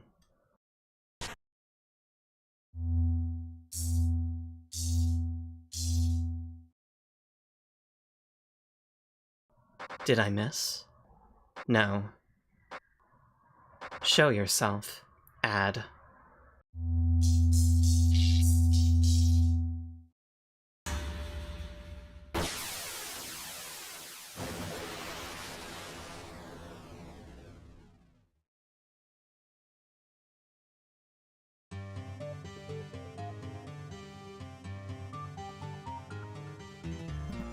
Lev, you finally decided to reveal your hand. Right back at you. I'm impressed. You must have suspected me all along, considering that you wouldn't even entrust me your staff after you disappeared. I felt rather... what's the word? Angry when I found that empty chest in my chamber. Then again, storing parts of your consciousness in memory states was a brilliant move. Enough. Once I'm done with you, I'll take Dis down with me. Not so fast. You see, thanks to your efforts, Dis is in a rather vulnerable state. And as a precaution, us lords have been granted some administrator rights. Thus, even I can freely access memory states, such as this one.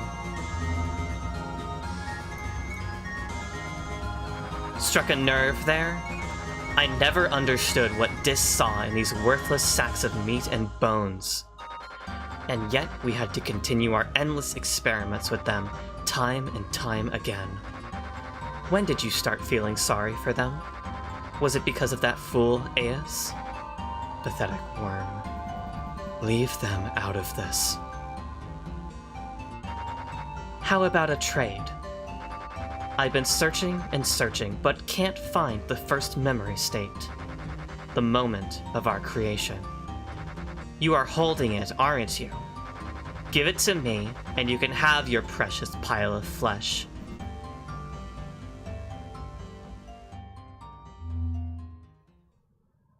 Take it.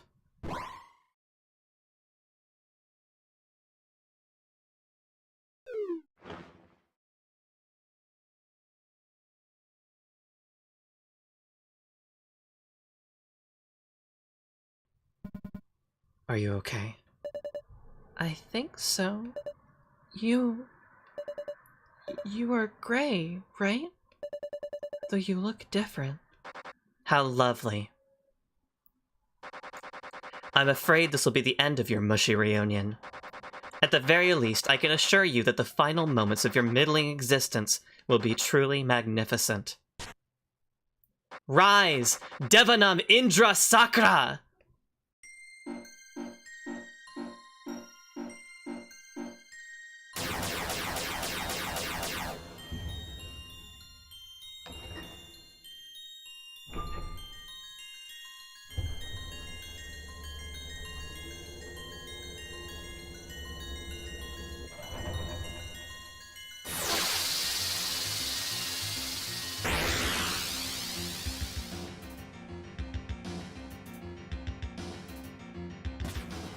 Heavenly Usurper Lev looms upon you. Anti-gravity field. It's our final turn-based encounter. We could check. We could defend. But I want to go all out. Is this what you wished for? You leave me no choice. You know it all too well. Abraham Lorentz Force. Is this what you wished for? I will stop you.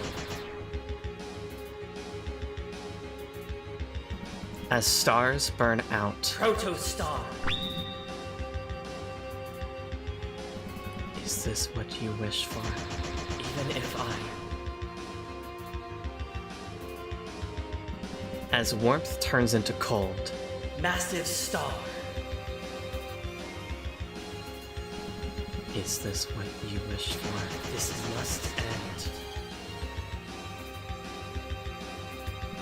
As creators meet their end by their creations, Red Supergiant.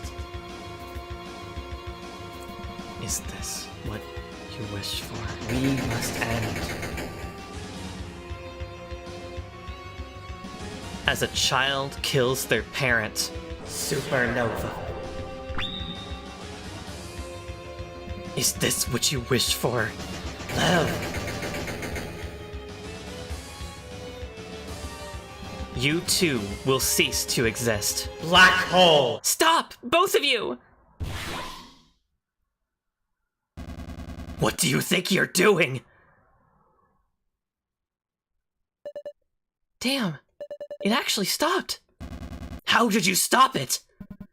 Rejection. What?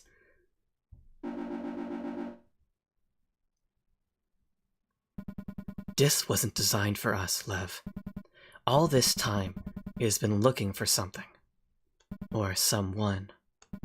And now, finally, she is awakened. No. Don't tell me that this naked monkey is worthy. I will not accept it.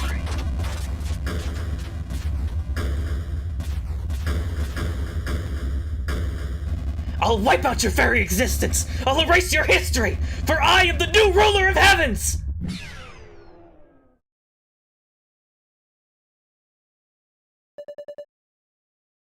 Are they gone? I'm afraid not. Even in their maddened state, Lev was able to create a massive distortion within time and space. There's no telling what will happen if they're left to their own devices. I must follow them and end what I started. I came this far already.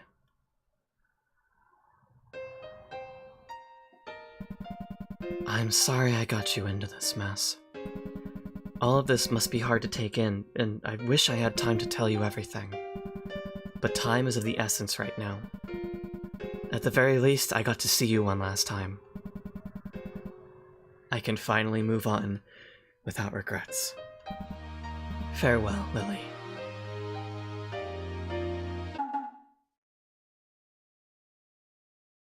Speak for yourself! Sheesh. You seriously followed me to the ends of the world, and now you already plan on leaving me in this dank pit, and you spout a nonsensical eulogy? Some nerve you've got, that's for sure. I don't think you quite understand the severity of the situation. I know that. Dis that, Lev that, time and space that. I'm absolutely clueless. Still, when I was waiting for you, I was watching an endless dream. A dream that wasn't my own. Gray, or whoever you truly are. You really had it rough, didn't you? Whatever your reasons may have been, thank you for staying by my side all this time. Now let me return the favor. Or did you plan to take on that Lev alone? They seem pretty strong. And I'm not sure how I did it, but if I were able to hold them back for just a moment, it would surely be a big help. So quit being so melodramatic and let me lend you a hand, you oaf. Let's go. Together.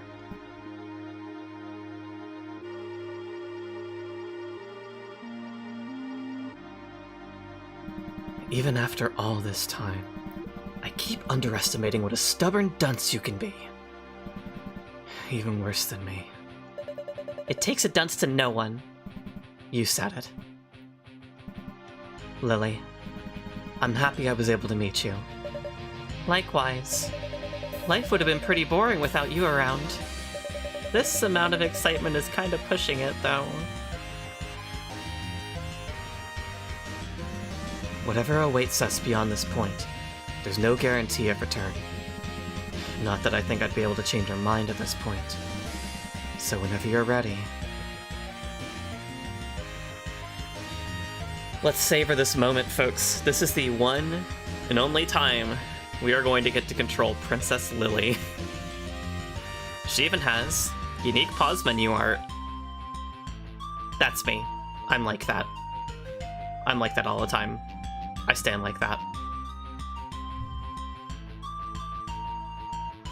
There is nothing to do in this room but talk to Gray. Or add. And move on. Are you ready? Yes. Very well. Lily, lend me your strength. You got it! One more thing. It's been a while since the last time I flew, so try to hang on. Flew?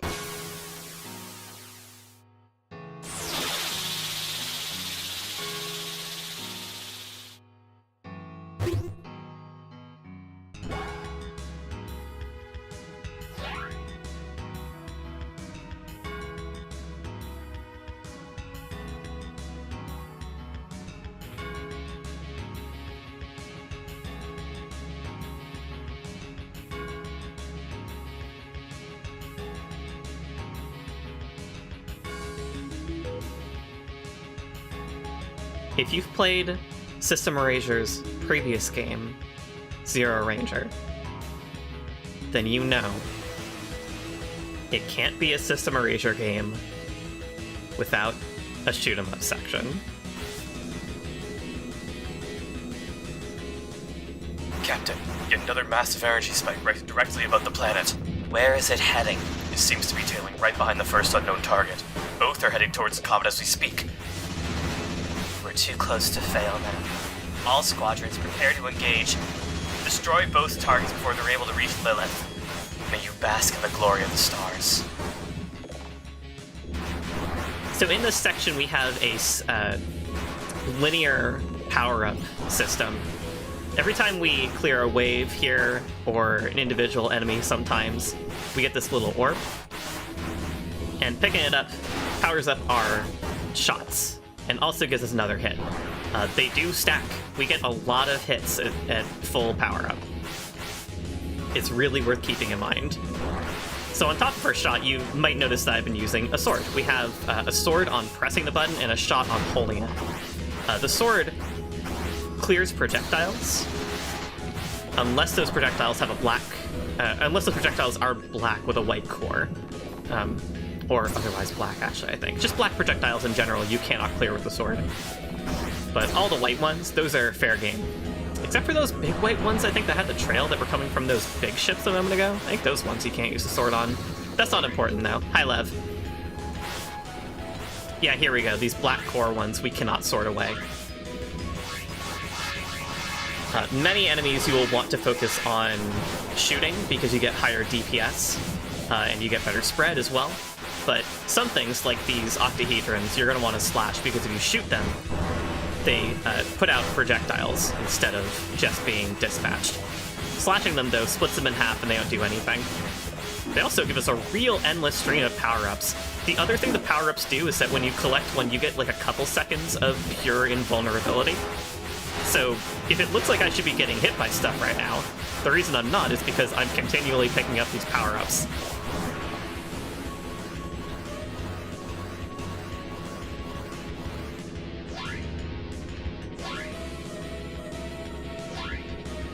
Another mechanic worth noting, though it's probably not going to come up that strongly. This isn't that difficult of a shoot 'em up section unless you're just not very good at shoot 'em ups, which I wasn't for a very long time.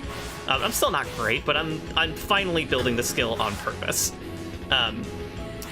when you're shooting, you can see your hitbox, your core. You can see that overlapping our very center and how it disappears whenever I use sword stuff instead, or whenever I'm not shooting, just period. I almost got that. You can deal enough damage to that big black orb to break it before it leaves and end that section a little sooner. It's not really necessary, though. This is not like a real shoot 'em up in the sense that, one, it's the ending set piece of a long puzzle game, but it's also, it doesn't have any score component. It's not serious. The only real point is to make it, is to live.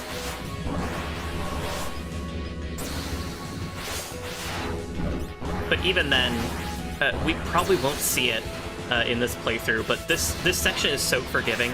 If you die, you get sent back immediately, well, near immediately, to the section we were just in with Princess Lily talking to Greyad. And you get another shot, and that'll go on forever until you win. And even then, when you get set back there, there's something you can do to enable effectively an easy mode for this that turns most of the black projectiles white. So, like, they want you to get through this. They very much want people who are not good at shmups to get through this, and that's how I got through it my first time. Trust me.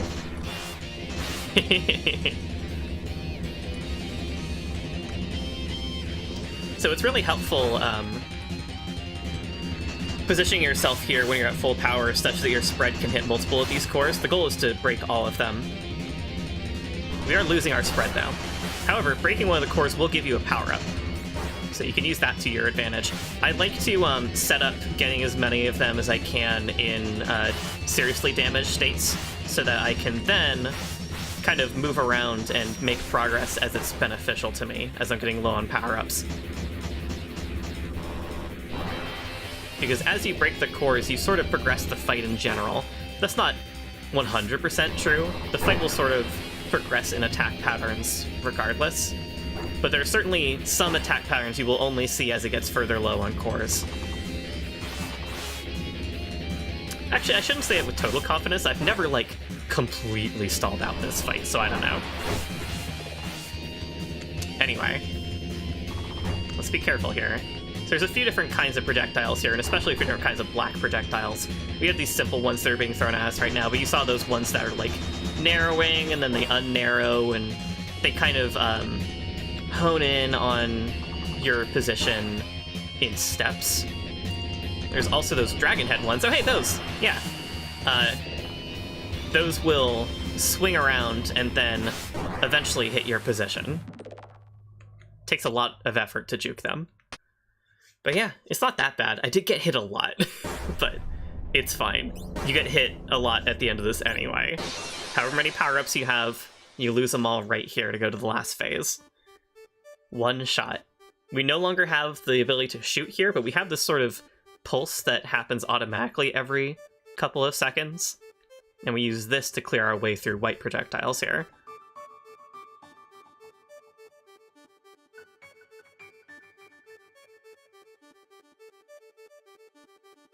It does 2 pulses. So once you have like one going, you can sort of continue moving to continually create space for yourself. Woo, that was very close.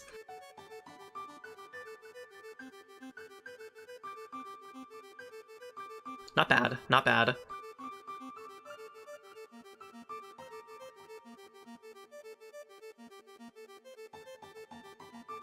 You see the movement of the black projectiles getting very slightly more complex. Now they're doing a little bit of orbiting and swirling.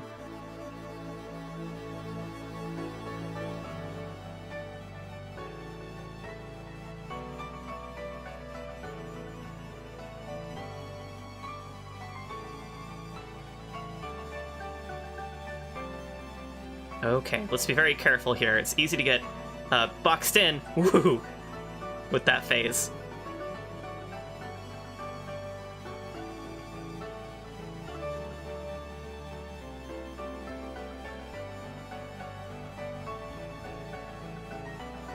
We have to get to Lev's. We have to get to the hole where Lev's heart should be. And get in.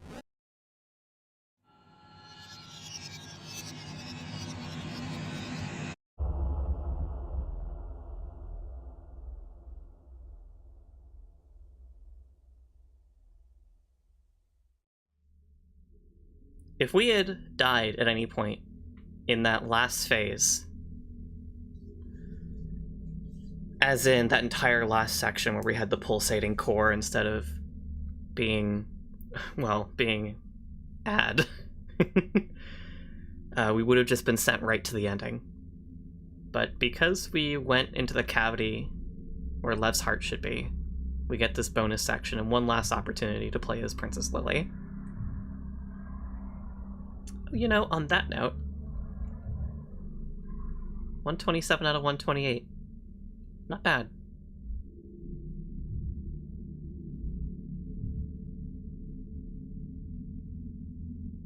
Similar figures here to the ones at the gate at the entrance to Deaths.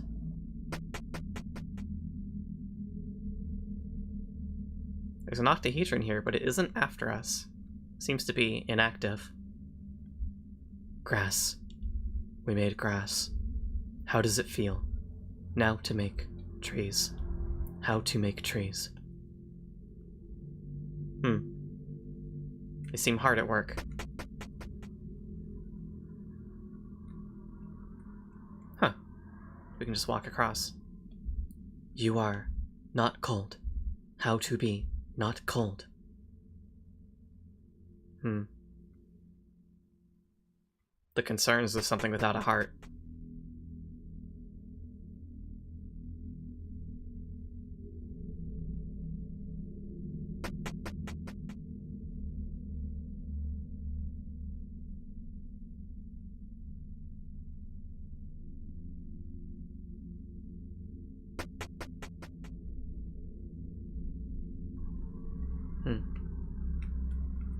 This is an interesting room. Something odd can appear here if you wait long enough, but I don't remember how long you have to wait. If it's only in the magnitude of like a few tens of seconds, maybe we'll see it.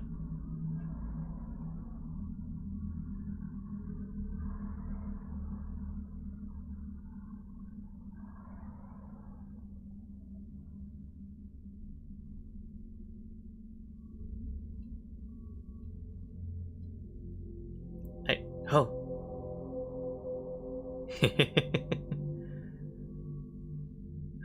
Whatever the heck that's supposed to be.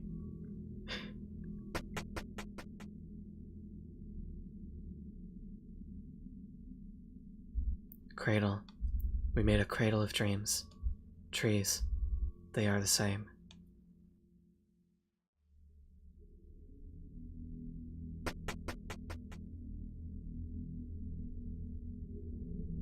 Oh, it's been a while since we've dreamt, hasn't it? Rest. Yeah. Let's rest.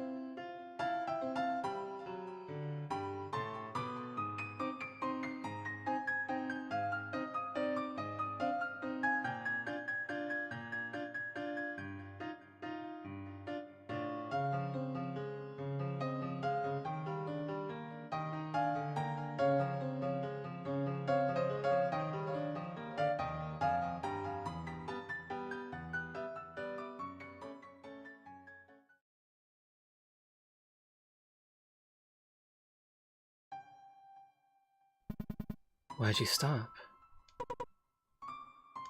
This banal act of following predetermined steps in unison? These are the kinds of memories you treasure? Is this all there is? Sorry to disappoint. If there was a way for us to escape our karma, if our kin were able to reach true happiness, I would wish this moment to never end.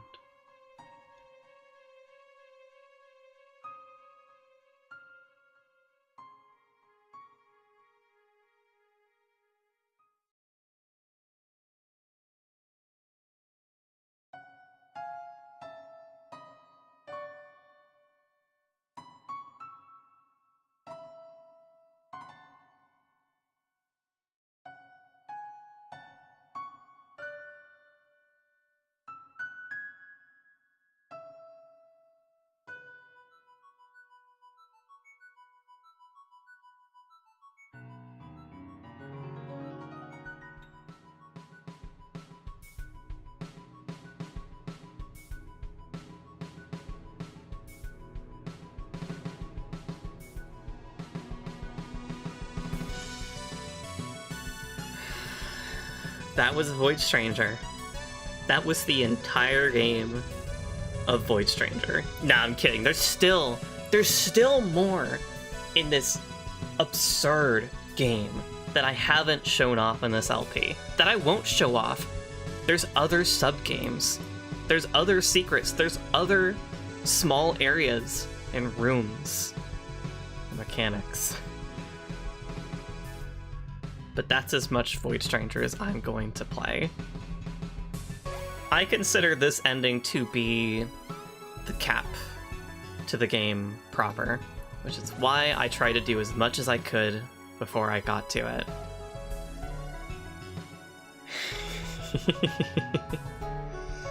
I know I've said it so many times. Even now, even at the point where you've seen all that, I would still recommend going and buying this game yourself and playing it for yourself. You will probably run across something that I didn't show. Probably. You'll probably encounter things I did show that you forgot about. It's been so long. I've been playing this game for years for this channel. Maybe not consecutively.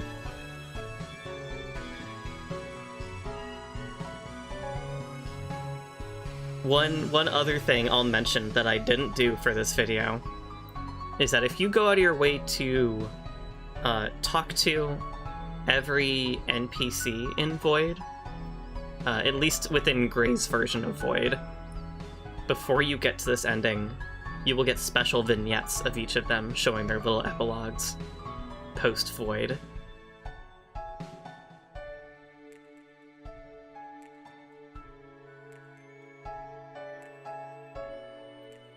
And that there is the reason I didn't die.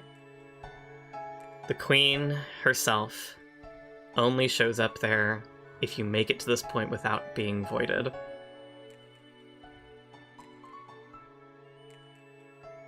Was it worth it? Yeah, of course it was. I had a great time.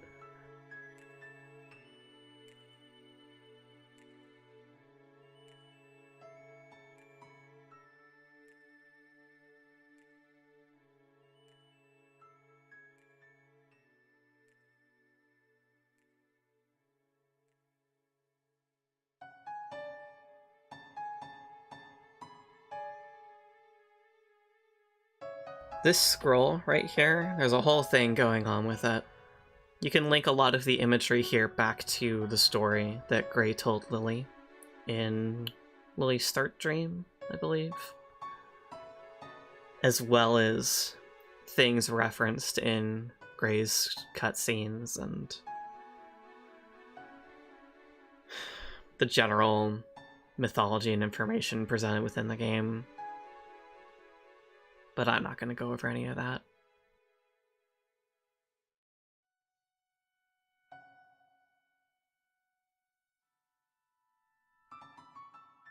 And if you want to know what that brand does, you'll have to find out yourself.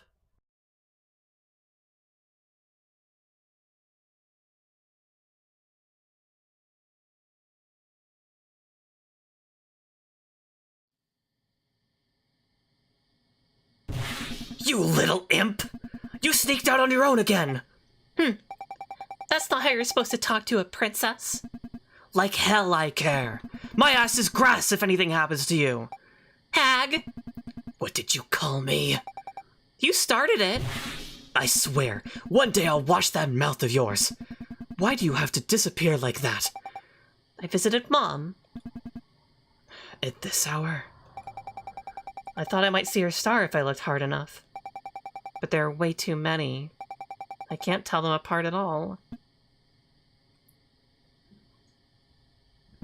Next time I'll help you find it. Really? I swear. Just don't run away again like that anymore. Okay. Is there something else? Could you tell that story before bed? What story? The story of the stars. It's getting way too late for that. Then I'll tell Father you called me a little imp. Fine. Come here, little imp. In the beginning, when the sky and the earth were still one and the same, a flower gave bloom, lighting up the space with stars.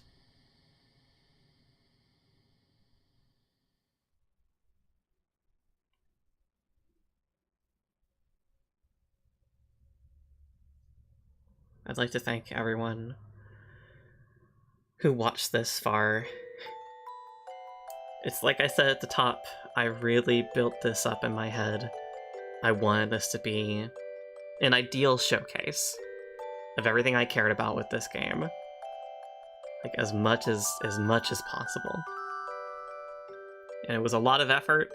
It was a lot of willpower. It was a lot of focus. And it was a good bit of time, but I would give that time up again. So thank you, again, for bothering. And I really hope you had a good time. God, I love this game so much. I suppose I'll see you in whatever the heck I do next. Really, who could say at this point? It'll just have to be whatever grabs my attention. Becomes my new fixation. Thank you, Void Stranger. Thank you, System Erasure. This game means more to me than I think anyone could ever fathom.